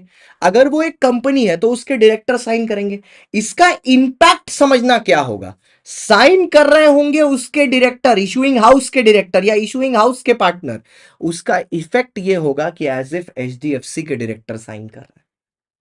मतलब कल को अगर गलत निकली इसकी कोई इंफॉर्मेशन, तो इशूइंग हाउस के भी डायरेक्टर को डंडा होगा और साथ ही साथ एचडीएफसी के डायरेक्टर को भी डंडा होगा, दोनों को पड़ेगा, ठीक है, ये याद रखिएगा। अच्छा सर, ये वाला जो पोर्शन है ना सेक्शन 29 का, मैंने फिर से इंस्टीट्यूट मटेरियल चेक किया, मैंने नॉर्मल लेक्चर्स में बहुत ही जाके डेप्थ में इसको पढ़ाया, रूल 9 भी पढ़ाया, रूल 9A भी पढ़ाया, बट अगर देखो मैंने यहाँ बगल में लिखा it has been excluded from the ICI module, तो आप इसको चाहो तो करो, नहीं चाहो तो मत करो, बट ये वाला पोर्शन है उसमें, ये फर्स्ट पैराग्राफ वाला, ये क्या बोल रहा है, सेक्शन 29 बहुत सिंपल सी बात बोल रहा है, ठीक है, बहुत सिंपल सी बात बोल रहा है सेक्शन 29, ठीक है, कि अगर कोई भी पब्लिक ऑफर किया जा रहा है, ठीक है, सच क्लासेस ऑफ पब्लिक कंपनी द्वारा, तो उनकी सिक्योरिटी डीमटेरियलाइज्ड फॉर्म में ही होगी। अब यहां पर सच क्लासेस ऑफ कंपनीज का मतलब क्या है, इसमें दोनों कवर्ड है, इसके ही अंडर एक पहले रूल 9 है जो कवर करता है लिस्टेड को, और रूल 9A है जो कवर करता है अनलिस्टेड को, बट ये दोनों चीजें आईसीआई ने तुम्हारे मटेरियल में डाल के नहीं रखी हैं, ये दोनों चीजें आईसीआई ने तुम्हारे मटेरियल में डाल के नहीं रखी हैं, ठीक है। तो हम यहां पर नोट में है नीचे, आप पढ़ना चाहो आप पढ़ सकते हो। बेसिक लॉजिक ये है कि लिस्टेड हो चाहे अनलिस्टेड, आपको सिक्योरिटीज डीमटेरियलाइज्ड फॉर्म में ही इशू करनी है मार्केट में, एज सिंपल एज दैट। हाँ, सिर्फ 9 और 9A एक्सक्लूडेड है, मतलब excluded in the sense book में नहीं है, ठीक है। तो हमने फिर उस पर ध्यान नहीं दिया, उसको मैं इधर वाले इस सेशन में डिस्कस नहीं कर रहा, हालांकि मेरे क्लास के ही नोट्स हैं, इसमें मैं पूरा डिटेल में जाके सारी चीजें बताता हूं, बट बस वही है, अब नहीं है इसमें तो मैं फिर घुस नहीं रहा उसमें, ठीक है। अब आया section 42 private placement. Sir private placement किसी भी चीज का हो सकता है, इक्विटी का भी, प्रेफरेंस का भी, डेट का भी। पहली बात, ये कोई भी कंपनी कर सकती है, प्राइवेट कंपनी भी, पब्लिक कंपनी भी। सर तो प्राइवेट प्लेसमेंट का मतलब है कि आप सीधे कुछ हाई नेटवर्थ इंडिविजुअल्स के पास जा रहे हो, ठीक है, ठीक है, कुछ हाई नेटवर्थ इंडिविजुअल्स के पास जा रहे हो और उनको बोल रहे हो कि हमारी कंपनी की सिक्योरिटीज खरीदिए, उसमें पैसा लगाइए। इनको बोला जाता है ऑफर कम एप्लीकेशन। क्यों बोला जाता है ऑफर कम एप्लीकेशन? क्योंकि एक बात समझिए, आप जो इनको ऑफर कर रहे हो, आपने लेट्स से बोला कि भैया मैं 2% ऑफ द कंपनी के लिए आपको 30 लाख रुपए दूंगा। अब उन्होंने बोल दिया 30 लाख दे रहे हैं वो, तो आपको 2% देना पड़ेगा। अब आप पीछे नहीं हट सकते अपनी बात में। प्राइवेट प्लेसमेंट में कंपनियां एक ग्रुप आइडेंटिफाई करती हैं कि किसको किसको वो रिक्वेस्ट भेजेंगी। प्राइवेट प्लेसमेंट आप एक बार में 200% को कर सकते हो पर सिक्योरिटी पर ईयर। याद रखना 200% पर सिक्योरिटी पर ईयर। पहले ये लिमिट 50 हुआ करती थी, अभी 200 है। 200% पर सिक्योरिटी पर ईयर। मैं बार बार बोल रहा हूं, पर सिक्योरिटी पर ईयर। ठीक है। सपोज अगर एक कंपनी इशू कर रही है मोर देन 200% को, ठीक है, डिबेंचर, इक्विटी या प्रेफरेंस, तो तुरंत उसको पब्लिक इशू मान लिया जाएगा, वो और प्राइवेट प्लेसमेंट नहीं रहेगा। तो मतलब उसने प्राइवेट प्लेसमेंट के प्रोविजन को तोड़ा, उसका भी पेनल्टी लगेगा। उसने प्राइवेट प्लेसमेंट के प्रोविजन को तोड़ा, उसका भी पेनल्टी लगेगा, और साथ ही साथ उसके ऊपर पब्लिक इशू के प्रोविजंस ना मानने की भी पेनल्टी लगेगी। Double dose. ठीक है। अब ये जो 200% है, ये किसको इंक्लूड नहीं करेगा? ये उनको नहीं इंक्लूड करेगा जिनको ईसॉप में शेयर मिला है, और ये क्यूआईबी को इंक्लूड नहीं करेगा, क्वालिफाइड इंस्टीट्यूशनल बायर्स, जैसे कि कोई बैंक हो गया, जैसे कोई इंश्योरेंस कंपनी हो गई, उनको भी इंक्लूड नहीं करेगा ये। तो ईसॉप और क्यूआईबी इस 200 में इंक्लूड नहीं होंगे। इस पे न्यूमेरिकल आएगा, ठीक है, केस स्टडी वाला ध्यान रखना। सर लेकिन ये जो प्राइवेट कंपनी के, जो प्राइवेट प्लेसमेंट के जो रूल्स वगैरह हैं, ये किसको नहीं अप्लाई करेंगे? ये एनबीएफसी और हाउसिंग फाइनेंस कंपनी को नहीं करते। क्यों नहीं करते पता है?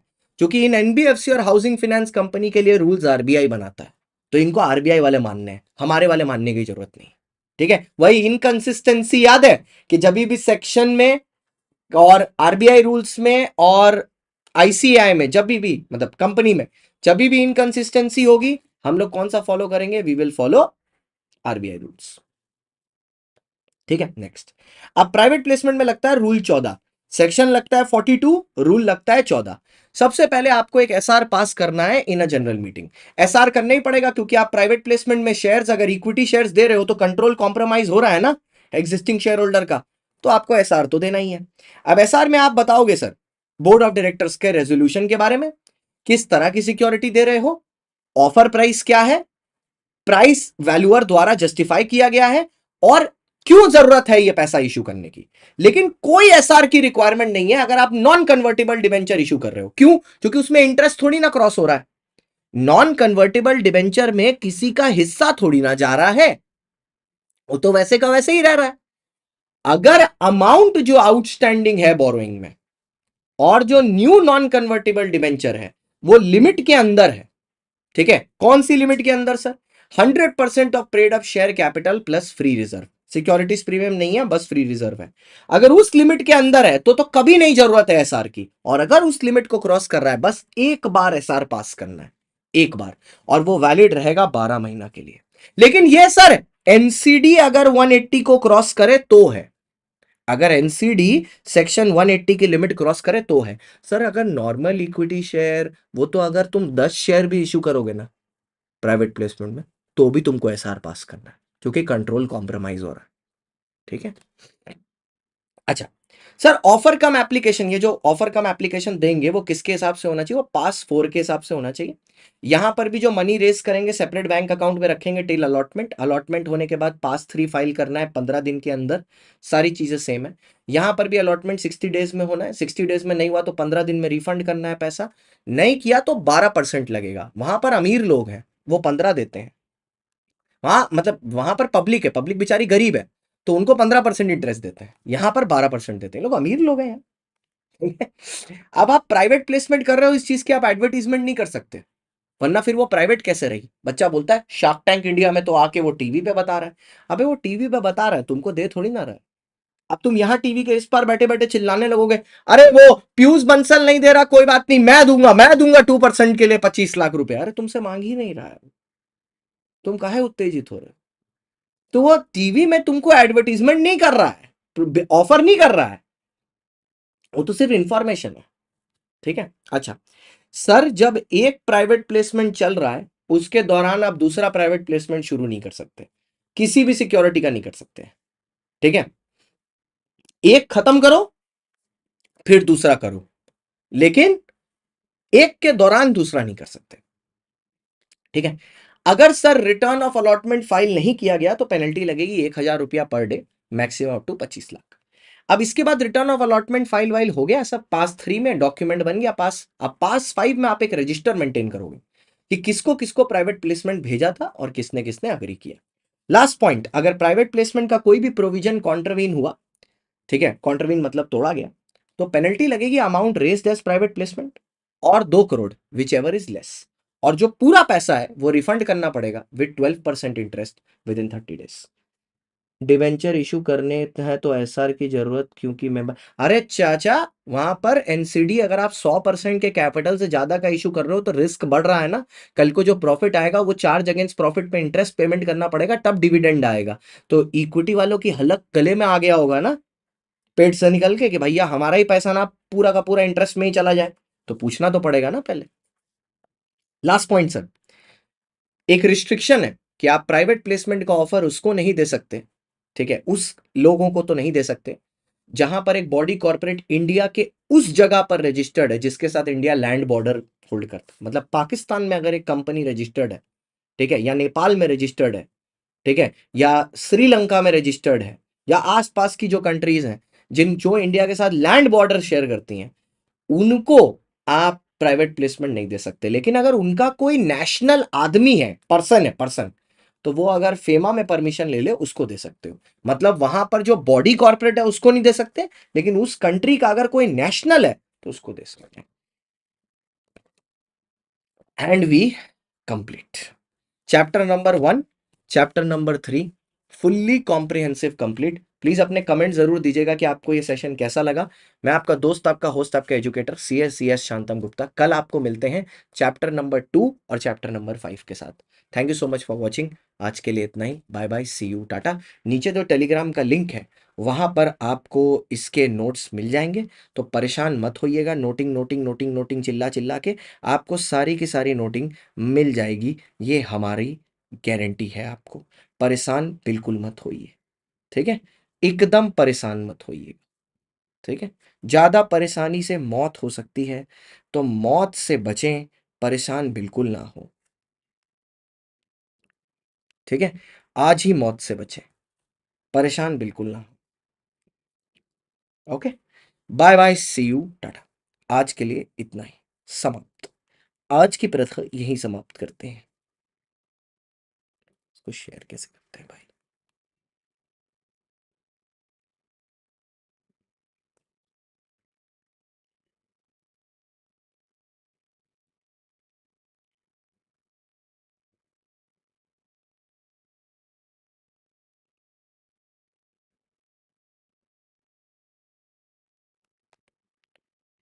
चलिए, bye bye, see you, tata, bye bye. हाँ भगवान।